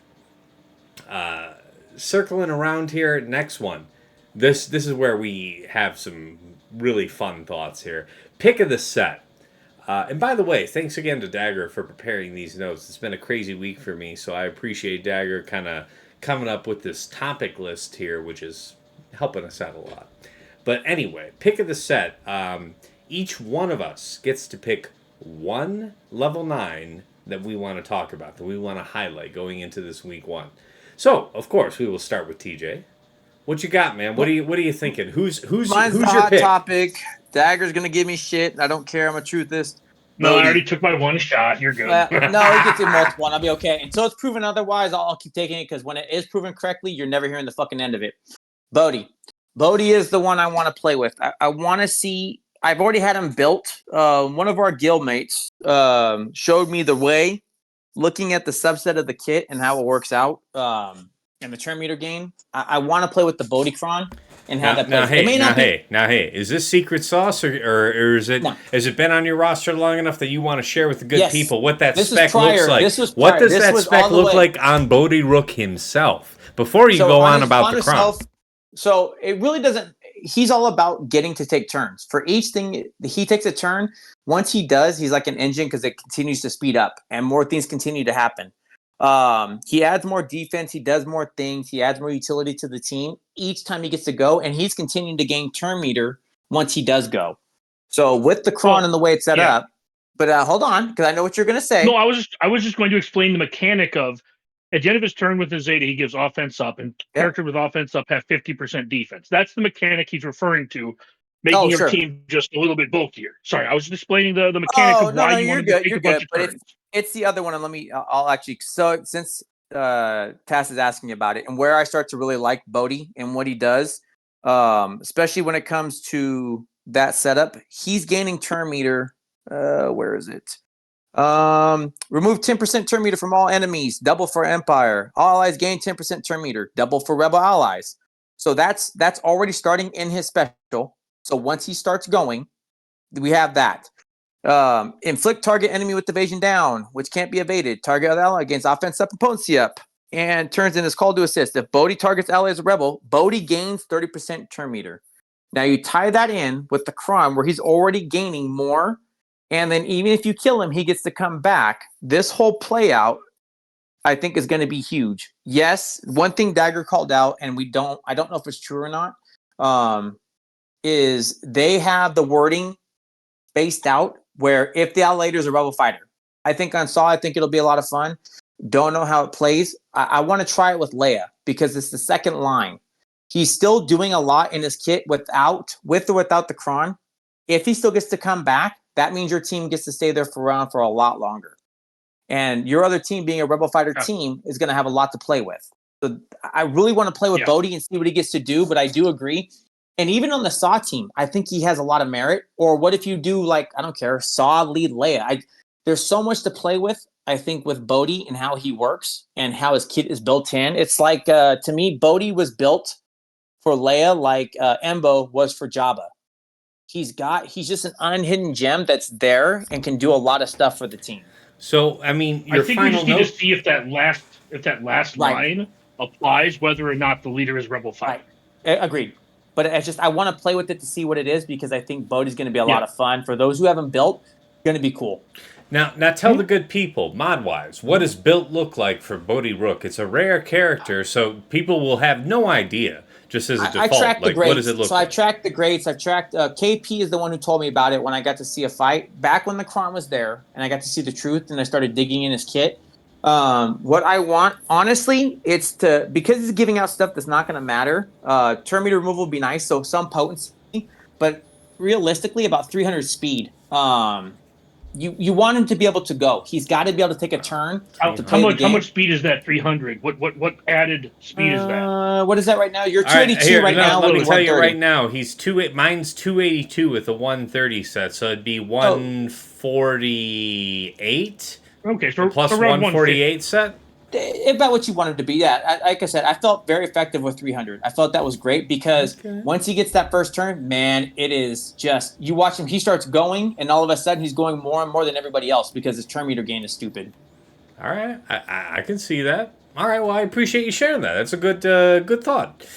All right, Dagger, how about you? Your pick of the set, your preferred level 9. So mine is Biggs, because Biggs gives you a closed turn meter loop with Mon Mothma. They do not Biggs level 9 basically says whenever someone uses an ability on his turn, both he and they gain 25% TM. So under Mon Mothma, every time he takes a turn, he gains 125 to 150% turn meter, and everyone else on the team gains 25% turn. It is a closed loop. And Biggs himself has reactive TM, where if you crit him, he gains 100% turn meter. So and with Kyle, you get the 30% turn meter. So this team is just going to go first. Or once it goes, it won't stop going. The only caveat is the level 3 doubt. It probably won't beat the level 3 doubts because it's not spellable, which is something you should probably remember about that, because that's what makes that like extra obnoxious, is that doubt is not dispellable from level 3. So Mon Mothma can't dispel it. But yeah, Biggs is going to absolutely, if you find a team that does not have an L3 doubt and you just need to win that fight, Mon Mothma is a closed loop. Now you see that as a closed loop in 3s as well? So in 3s, once you summon, Biggs will give everyone Biggs will give himself 75% turn meter and give everyone else 25% turn meter. So it sounds like you're wanting to say with not 100% confidence, you're trying to say yes. Well, I think that in 3s, it's very close to a closed loop if you bring something like POW or Scout. Okay. But then you're reliant on the reactive TM to get you started. Yeah, so basically what I just said, though. Like you have higher than even confidence that it could work, but not certainty. Oh, yeah. Well, yes. Well, this will beat a bunch of stuff in 3s. Whatever Mon Mothma beat in 3s before, she's going to beat now, because she already did kind of beat stuff here and there. Well, that was your job. Mine is more specific. Mm-hmm. Yeah, mine is more specifically like directed towards. I know we're going into 3s, right? But mine is like, this team is going to be absurd in 5s. No, I can see that. I know TJ brought up Bodhi. This shit's going to beat Leia. Like, this shit's just going to cold cock Leia in the face. He's not wrong. Okay, She was already looping. You're gonna just blitz him down. She was already looping. He's 100% right. But Biggs is tied. Biggs is 100% tied to Mon Mothma on this one. Everybody's gonna want it because the rest of your team's Rebel fighter. But man, yeah.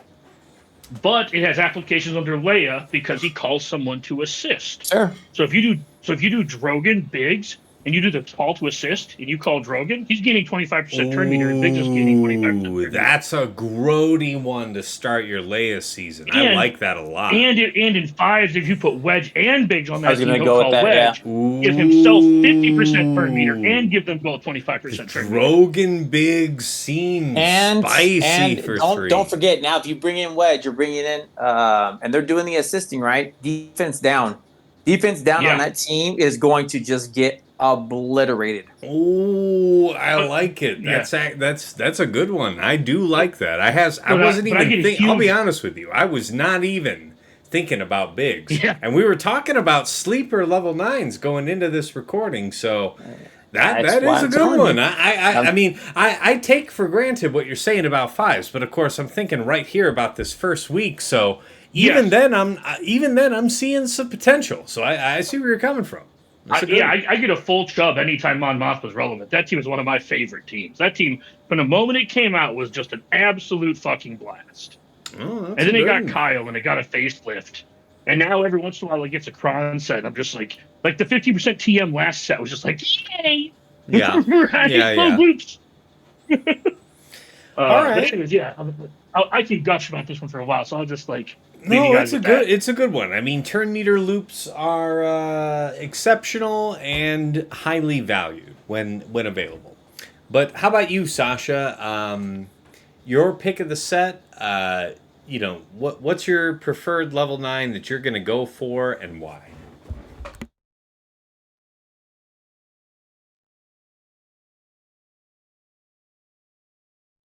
Oh, Sasha, your mic is muted. Just thought you should know. Yeah. Hey, sorry, and I was had to recharge my AirPods there. So, both ones that are covered are great, and there's some really cool ones out there. But like I was referring to earlier, the Chirrut one I'm particularly excited about. I just think with the level 6s that we talked a bit about, the Chirrut level 9 is fantastic. It's basically, there's a ton of survivability to Chirrut and Baze already with a ton of heal over time, particularly under a Saw lead. And one thing to remember with Saw, I think it's Saw's Ami on his lead, says that anytime a Rebel fighter has a buff dispelled, they gain 3 heal over time. So if you take a buff off, or a buff expires, they gain 3 heal over time. With Chirrut's level 9, gaining a heal over time gives Baze and Chirrut 10% offense stacking. So you're just going to have tons of stacking offense on Baze and Chirrut, who you don't think of as particularly hard hitters, although Chirrut's special can whap pretty hard. Chirrut also gains 5% turn meter each time he gains heal over time. That's limited once per turn, so it doesn't stack to 15% with the Baze Ami. But there are also a ton of assists. So yes, whenever Chirrut uses a basic, Baze is called to assist. Under Saw's lead, anytime a Rebel fighter uses a special, they call themselves to assist. Point being, there are going to be tons of turns, the usual survivability that we're accustomed to, but rapidly ramping offense. For those 3 particularly, I think when we're in 5s, there are other interesting comps. You can add survivability at it, whether it's Kara, Captain Rex, or Kara, and maybe even Adrad. I'm legitimately thinking about having like Chirrut in. He's still been in a speed set with whatever is a 2-piece. Yeah. But like trying to see how many offense secondaries I can throw on him, because he is going to be taking an unbelievable shit ton of turns. And I don't even think I have like an optimal triangle on him. So if I threw on a crit damage, it would not break my heart. Yeah, I love those characters. I mean, I've loved them from when they first came out. I maybe didn't love how they came out with the old tournaments, but they're just cool. And so to see them juiced up like this, these are big moments for me in the game. It's the kind of thing where I I won't because I'm like overly practical and probably a hell of a lot less fun than I should be because of it. But man, I want to hit R9 on Chirrut. I'm like, I just want to totally spice that dude. But I think he's going to be. I think he's going to be good. Okay, You got the I R9 mean, base yet? you've heard two of us now No. talk glowingly about that, and neither of them was me. So I'm just as surprised as anyone watching this video that Chirrut is getting such a rave review. It's really the Yeah. 10% offense stacking indefinitely until end of battle, and then him getting 5% turn meter besides. So there's the rub. He only gets that 5% turn meter if he's not shocked or dazed. So it still might be worthwhile to keep him in something like speed tenacity, and then just let him go hog wild from the stacking from that, assuming he gets to benefit from it every time that effect becomes available. So that is exciting. Like you guys have me thinking about it. I was not thinking about this level 9 at all going into this video, so that's very exciting for me personally.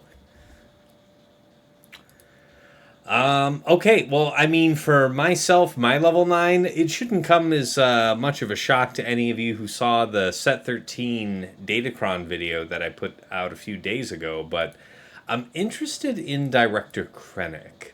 So, I made him Relic 8, I gave him the Omicron, and I don't have this level 9 yet, but it is hot on my to-do list. So, if you're thinking about using Director Krennic, Death, and honestly, probably Shore, we can look at the Shore. It's just that true damage reflection cron, mediocre, right? Death Trooper we already covered, and to DJ, man, the wine is starting to sink in, boys. The the revival for Death Trooper and with the protection up, that's neat and all, and it is considerably stronger than the state of the revival that Death Trooper comes back in if Krennic does it with his special.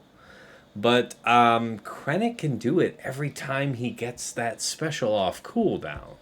So I feel like it's the lesser of the two. I think TJ highlighted something about like something terrible can't happen to Krennic while Death is still alive.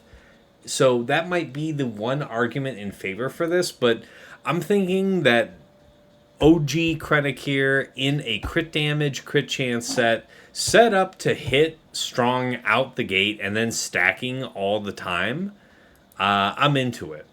If you're going to set it on defense, it would have to be with the doubt thing to slow people down. You do a lot of debuffs on this team, which is, in my view, an argument to use it on offense, if that's your Kron situation. But I'll pull him up on screen here for you right now. This is a look at my Krennic right now.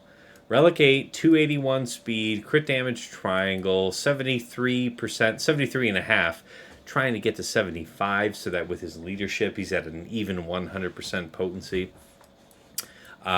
Crit chance for special offense. All his abilities are special offense. 12.1k damage, 57% crit chance. So that makes, 82% special crit chance from his leadership.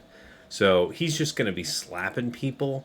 The open question is, how effective is he going to be when, he's around 280, Death is around 280, and Shore is certainly slower than that. So if you were inclined to set it on defense, exactly what do you expect it to eat?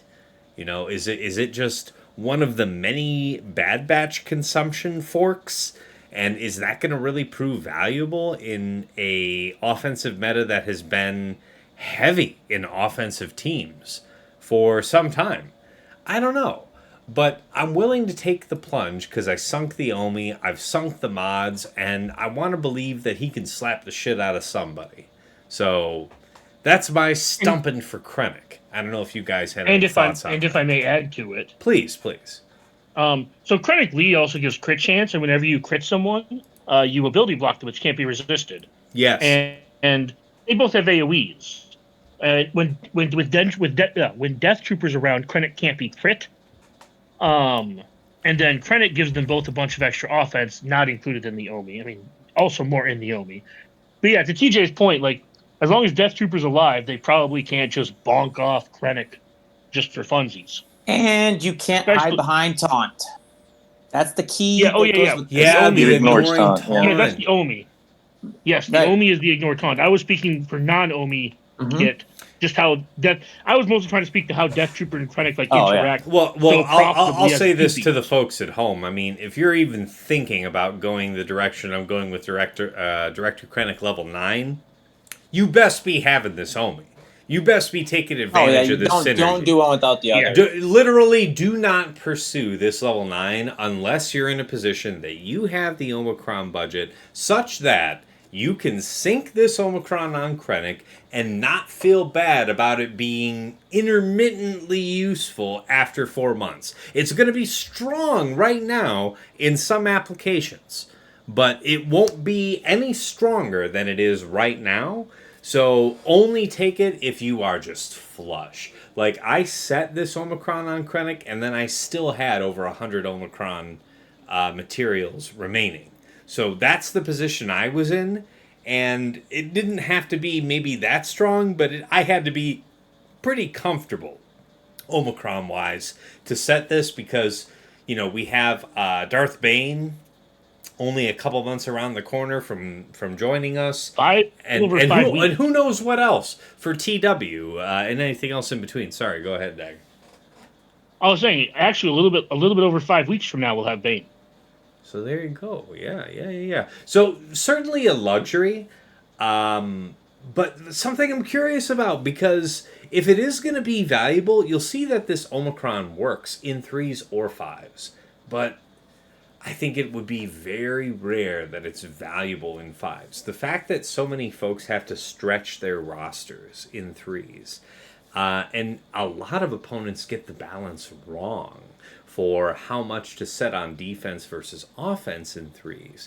So having edges like these Omicrons, in particular, in combination with the synergy from the Datacron, that I want to believe that it can sink somebody. I'm not sure where. I'm not sure against what.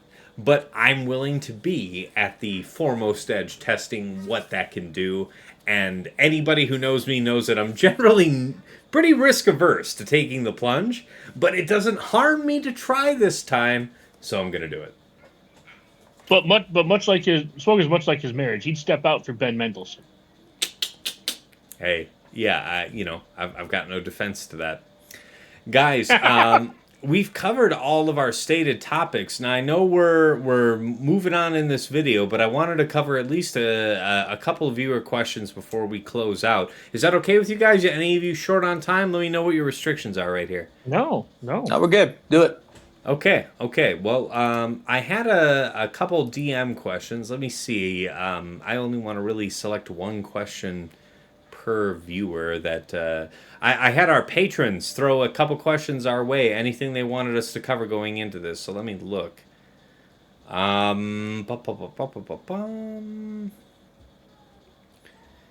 Is there some mileage in putting OG bow with Paz and IG and then the new bow with BAM and armor, for example? So an unintuitive combination of your light side Mandalorians. You think that there's something maybe confusing to an opponent? Do you think there's any merit to that? Or do you think going off the beaten path is perhaps just taking you into inefficiency and somebody getting to be able to take you out on the cheap? What do you think about that? Feel free to chime in as you will. Yeah, it's kind of open forum. I will say if if a split is what you're asking for, I think a better split would be BAM, IG-11, and bow. Okay. Because I think you'll get more birds that way. Plus, BAM has his own cron. So I see the bow. I see the bow reason for the sake of the birds. But do you think that the Queel benefit with IG-11 leads to a overall more interesting defensive team if you got the BAM level 9? I think that you're going to want the 2% offense stacking every time you damage an opponent level 6, so you're going to want as many Mandalorians as possible to stack that up. I do see that. So it's specifically about maximizing the Mandalorian level 6, and Queel will do nothing for you there. How about the rest of you guys? Did you have any thoughts I'll about give you kind one. of light side Mandalorian split with the crons and all I that? was looking. Yes, I was actually looking at this and going off of what Dagger said. And he made one relevant point. I think the pad thing is still there, but if you look, I honestly think armor with pads, and you could do an OG bow or something like that as the in between. Giving your third stack to Paz, who's always assisting when anything's going to be done with an ability, I think would be pretty fun.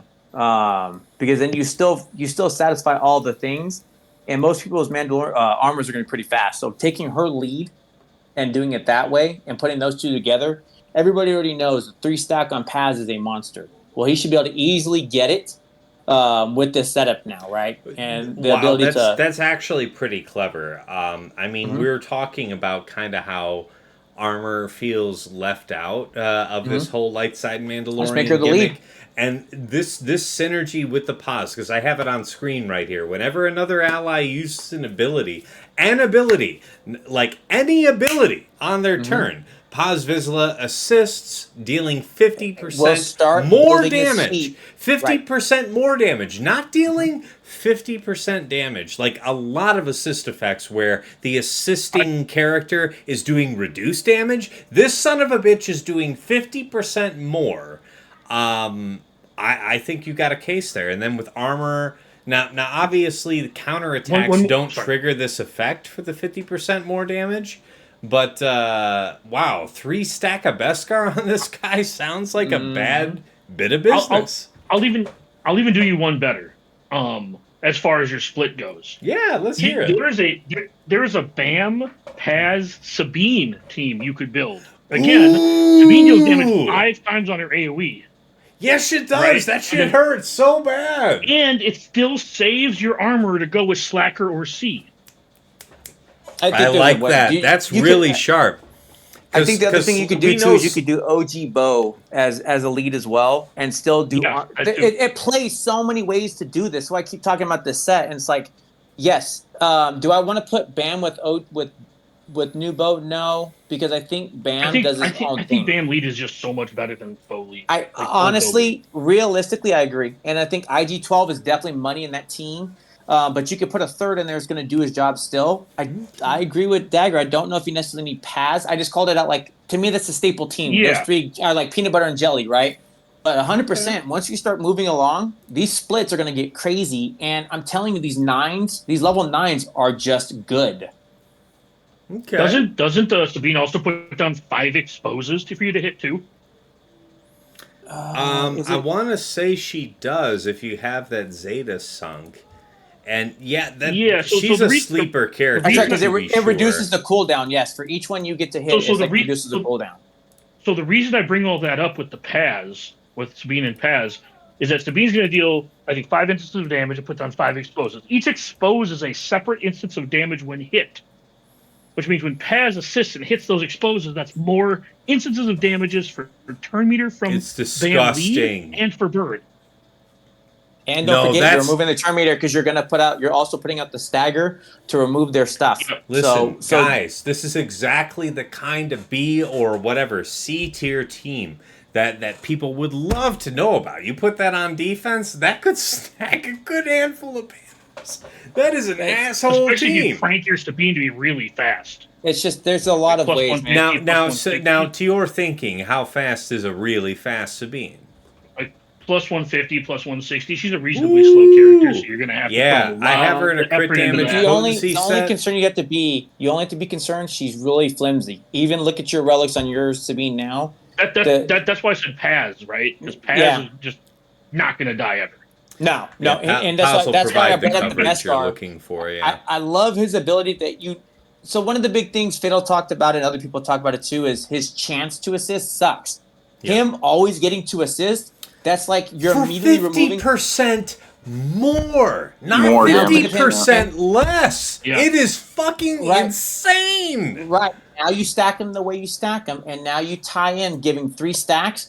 This dude will delete literally everybody. I don't want to meet that guy in a dark alley with overheat. I don't want to see that guy with 20 stacks of overheat any goddamn place. It's guaranteed to assist, which was always his problem. So it's like, here, let's put this in the DC, and now he is A tier. That is just chef kiss. Yeah, no, that's a Yeah, good one.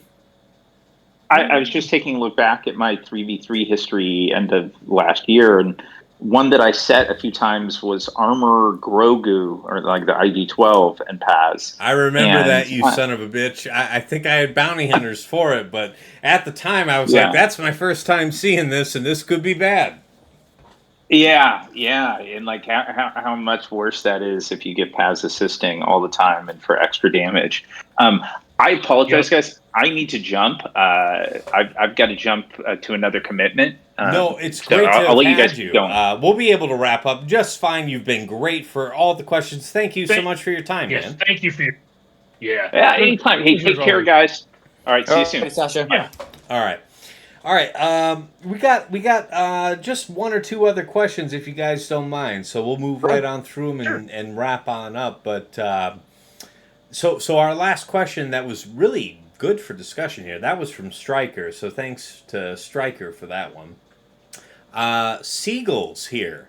He asks, what are everyone's opinions on setting unconventional defenses, teams that aren't usually found on Swugga.gg? So I mean, the implication here would be compared to the last three, what are you drawn to set that's going to be unconventional? Are you looking to specifically disrupt somebody who scouts here in this first week with anything that you might be setting up front? Something like that. What do you guys think? Well, I think as always, when a new cron set comes out, Sasha brought up an interesting one with the Darth Vader and the level 6 where you gain prod up when you remove turn meter. Mm-hmm. Something like that with like red and set or red and shore. Mm-hmm. Just because the assists will remove turn meter too and give prod up, just be a really thick team. Or any just random level 9 like Saw Chirrut Bays or Jin has a leadership. Jin Chirrut Bays. Well, you know what? Let me Right. refine the question a little bit because there's a couple other notes in there. But like when we're talking about setting unconventional defenses going into this season, what about something like C with Han Chewie or Riva plus Slacker, maybe Malicos, EP Mara Jade plus Lord Vader, like Kabuki? Kabuki style is what Seagulls is asking. Like, are you Okay. drawn to going into anything where you're combining teams? Like, are you deliberately trying to upset the scouting expectations of your opponent? And if you are, with what kind of composition are you going with? So that kind of thing. I won't speak for you or TJ on this, but I will say when I'm placing my defensive teams and I'm trying to do my plan for the week, I am relatively deliberate in what I place that I wanted to do a specific job. Now I will sometimes innovate and do like some off the beaten path stuff, trying to draw something out. But at the end of the week, I look back and see what beat it and see if I'm okay with that. So Yeah. I will say that myself personally, I'm not necessarily inclined to do something like completely off the wall. Like if I were to do something like EP MJ Lord Vader, it would have to be for a very specific reason. If that makes sense. But then they just like bow it. And I'm just like, oh, okay, cool. Right. So I would have to have like a very specific reason to do it. Or this is something he calls the scheme team. It's something we talk about in that time before we actually finalize our defenses, right? Where like those kind of like little ideas, that's generally where I'll get my like changing stuff up from, as opposed to just me being like, I'm gonna try this just to try this. That's what offense is for. Offense is for trying this to see if it works. Defense, I try to be a lot more, I know this will work. Yeah, I think my take on this question, and I know that Nomad's also piggybacked to parrot Siegel's question here. When it comes to doing those kind of combinations to block one specific counter, like for example, if you set C with Han Chewie, you would be setting that with the expectation of blocking out the C mirror with Watt. And that seems like a crap gamble. Like, you can do more with having that team on either defense or offense under a more proper composition. And if you're going to take that kind of risk with combinations like that, where you're, combining two, possibly even three teams worth of resources into one, you stand to do better with that in fives than you do in threes. Threes is a numbers game. You have more that you need to get done, and remember, you have how many banners you can lose on one individual fight, plus you have multiple, plus 3 fights in Kyber 1, right? Plus 3 squad fights worth of potential banners to bleed. So I think that your inventiveness needs to be balanced by, when you scout your opponent, how solid is your expectation that you're going to cleanly move through their defense? And if you've got the resources to spare where you're like, hey, I've got the opportunity to kind of double up and triple up and provide some type of compounded threat, okay, that's fine if you find yourself in the position. But as we've told you classically, time and time again, going into threes, putting yourself at a resource disadvantage for the sake of a tougher defense is almost a certain death sentence. Because if your offensive plan is precise, and if even one thing drops, the cascade is disastrous. So don't be that guy. If you want to try some complicated defense, merging a couple teams, only do so when you think you have the discretion.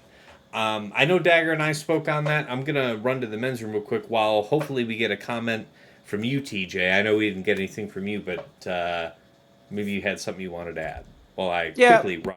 We talk about, I think we do a good job between the three of us. We have differentiating, and I call it this way. I know there's been different words for it, but differentiating play styles and how we want to do things. When it comes to what we do, Dagger has a very set way of doing things, and it works very well for him. And I have to pick up on pieces because it is very effective. For me, I take the general rule of thumb that week 1 is a fun time to try new things and put it out there and kind of throw it at the wall and see what sticks. And then to what Dagger said, let's try to see what killed it, right? So I know there's been times Dagger's called us some really cool ideas. I think there's been other times too where it's like I'll try it, and then Dagger will try something different, and then Tass will try something different to see what came back, right? What does the rules come back for? Week two, and week 2 were a little more designed. The one thing where I differentiate from the other schemey brothers is I like to tell a story. So if I'm playing one way, strategy really comes into a big piece of what I'm doing. So I try that I'm not going to set what I've done week 1, week 2. I'm going to try to move things around by week 3. There's things I'll hold close to the belt because I don't want to give it away. Where I'm like, oh, I want to put this now. It's like, and I'll get feedback from Dagger and Tass like, well, why don't you save that? Don't put it now when this is going to be for your big, what I call ta-da moment. But I like the week 1 is the fun time to play, right? You get to play with the Datacrons, get to play with the kits, you get to play with different things, and then see what it's doing. Yeah, play with the things that are expected. Like to the point of this last question, when you're talking about like combining teams and stuff and limiting what your offensive options are, the point in time where that could pay out the most would be week 3. If you've given no indication of the willingness to do that beforehand. Like that could jam someone up if you provide something particularly potent. Like if you figure that it's like, if I set these 3 characters this way, they're not going to be able to do at least one of their preferred counters. And if you can do that in at least a couple places, you absolutely can force drops. And thus the cascade we talked about. Go ahead, Dagger. Yeah, so TJ kind of talked about 2 elevator styles. I'm more about wrinkles, right? I don't change my... You cut off there. You don't change your what? I don't really change my defense a ton, but I'll move stuff around. I'll change the modding on a couple characters, or I'll change the Datacron, right? So a good example of this would be like, and this is kind of answering the question to a degree, but let's say like if your opponent looks and it's like, oh, he's going to put rail defense every time, And you're like, all right, I'm gonna put right in the back, and it's like, but won't they know what's in the back? It's like, yeah, they'll save their counter for the back. And what happens if they save Star Killer, and then you have like 50% deflection on your Ray? Or what happens if they save Star Killer and you just set Ray Ben Cat? Yep. Right? Like, that's what I like to do. I like to throw wrinkles at my opponent as opposed to overhauling a team or creating something from scratch that I don't know will work. That's why I said I try to operate within the known to a degree, where I will throw wrinkles here or there to try and trip you up or try to get you to overkill it, and then try and get you to, so you won't have that thing in the back, or to get you to try and take a risk, because I think it'll stop the counter that you have a tendency. And I think you guys might agree with this. The greatest successes of invention in the top end has been with the focus of denying one specific counter. And that is success enough. Being able to do that means that, changing its placement, or whether or not, if you suggest that you might have it in the back and then you don't have it in the back, there's value either way. Like, you can absolutely cause a variety of problems just by being able to discover one way to block out a meta counter. But unless it's going to be that, I don't know that you want to take that risk in threes. And if you do want to take that risk in threes, you do want to take it later, which means that you certainly don't want to be taking it going into week one. I don't know if either of you had any other thought on that. Yeah, like I said, I play a little wilder. So again, you are a crazy son of a bitch that way. When it comes to things like that, there's things I want to try just to see what it'll try. So my theory crafter will take over my practicality, and I will get told many times, you know what you're doing, and it's like I do know, but sometimes like the what can happen or what can it do, and I'm gonna gamble, and we're gonna see what happens, and it's a lot of fun, and it's fine. But it's a lot of fun sometimes to see, man, this worked really well, but what did it cost you? Well, it cost me everything, but it was cool to see that it did its job. That's right. That's right. I may have been super wrong, but it was right having the fun to say it did. The blood price wasn't worth it, but it was worth something, and I liked it. Yep. Yeah, it's like how many times, and I'll single out TJ, even though we've all done it, but TJ tends to do it more than the two of us. How often does TJ be like, I'm going to try this on defense? And it's like, yeah, I didn't have anything for that thing on offense, but at least the thing I said on defense held. That's right. That's right. And it's like, I was right. Even though I may be wrong, I was still right. He might have lost the match, but damn if that guy didn't have to 3-shot that team. That's right. Fuck you, I win. Even though I lose, I still win. I was right. I'm just saying, we all do it. All do it. I just like, whereas like I'm much more of a color inside the lines, and I have to be talked out of the box, so to speak, sometimes to set something a little more innovative. Fair. Where I just like my bread and butter, and I like to just bludgeon my opponent to death with my tools. All right, guys. We covered our viewer questions. We hit our full agenda. Thank you guys so much for sticking around for the long haul. I don't know if before we go ahead and do the wrap up, did either of you have any final comment you wanted to throw to the people? Farm wide. Go wide. Indeed. Get a bunch of level 3s going into this set. Task earlier, I poked the bear a little bit. Him being like a fat, man. No, I'm just kidding. It is winter. We're all hibernating to a degree. That's right. But I poked the bear, and he was like, Tess like, I learned my lesson this time. This is one where I'm gonna try. Damn it. Yeah, this is the one where it's true. You need to have a lot for this set. This set's going to do a lot of things. All right. Yeah, just focus on level 3s. Have fun with that. I appreciate you piggybacking in on Dagger there. TJ, did you have any other thought of your own that you wanted to conclude for the people there at the end? I think I always say it, and I'm going to keep going back to it. Love your fellow content creator. The guys who are going to make all the mistakes for you, we're going, and it's, I always go back to this because you're going to see a lot that's going to come out this week, right? This first week is going to be the wildest of all weeks because everybody's going to be trying everything. How does this Datacron work with this Datacron that's tied in now that UFU is gone or defense is gone? And what's the reaction from that? I know when I get to play a content creator, I will actually put more things out to see what it's going to do because I get to watch my team actually react. So this is the time to really watch it this week. It can help you really get a better understanding moving into the following. Very fair.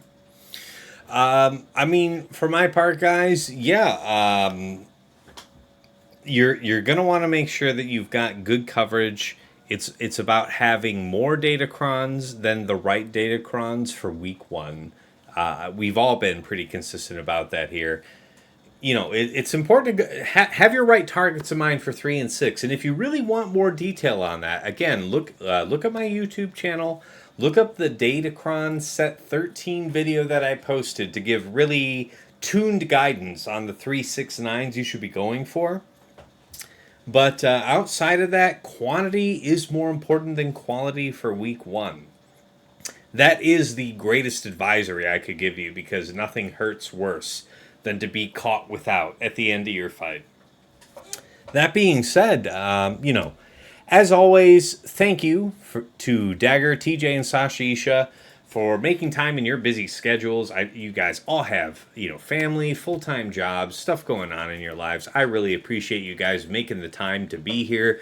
I love the show we're making. I think we're making something the people love. We've gotten great feedback about it. So thank you guys so much. I couldn't do it without you. Let's go ahead and transition to the outro. I don't have something that pops up on screen here. It's something probably I should think about when I'm only doing a YouTube-only recording. But check out, on my YouTube channel, I do have links to my Twitch channel where I do stream live when available. So twitch.tv/Tassenix. My Discord link is also available there. You can pop on in. You want to find out when I'm going live. You have a question to myself or any of the Scheme team here, feel free to drop a note to us here on my Discord. Aside from that, if you enjoy what we're doing here at Tassenix Gaming and you want to support us, check out the Patreon. Wait, that's the wrong screen. Check out patreon.com/Tassenix. For any upwardly mobile GAC player, there's something there to interest you. I particularly recommend any of the tiers $10 and up, because not only do you get to join my community, support what I'm doing, get all the benefits therein, but you also get a bundled membership to the OmegaBot Patreon, which allows you to pull reports in greater detail than just 2 weeks. You can use specialized tags to filter your report, get really detailed, specialized information on your opponent. And the further you go up in GAC, the more you want to learn about the opponent themselves, because the higher up you go, the more in common you all have roster-wise. So learning more and more about the man and having the tools to learn more and more about the man makes a difference. Let's thank the patrons themselves who make all this possible. Man, I am ass at doing these transitions tonight, but I appreciate your patience as the fourth glass of wine takes root. And VIP Access Plus, gotta thank Trevor Boy Gaming and Striker. They are taking advantage of the aforementioned OmegaBot offer. Appreciate you guys so much. At VIP Access level, the Unwritten Quig, who is the most recent patron. I still don't have that slide updated because there's been a whole lot going on in the personal life of Tassenix this week. I have mentioned it to my wife, but I haven't quite harangued her yet to update this slide for me, and that's on me. But nonetheless, I appreciate you, Quig.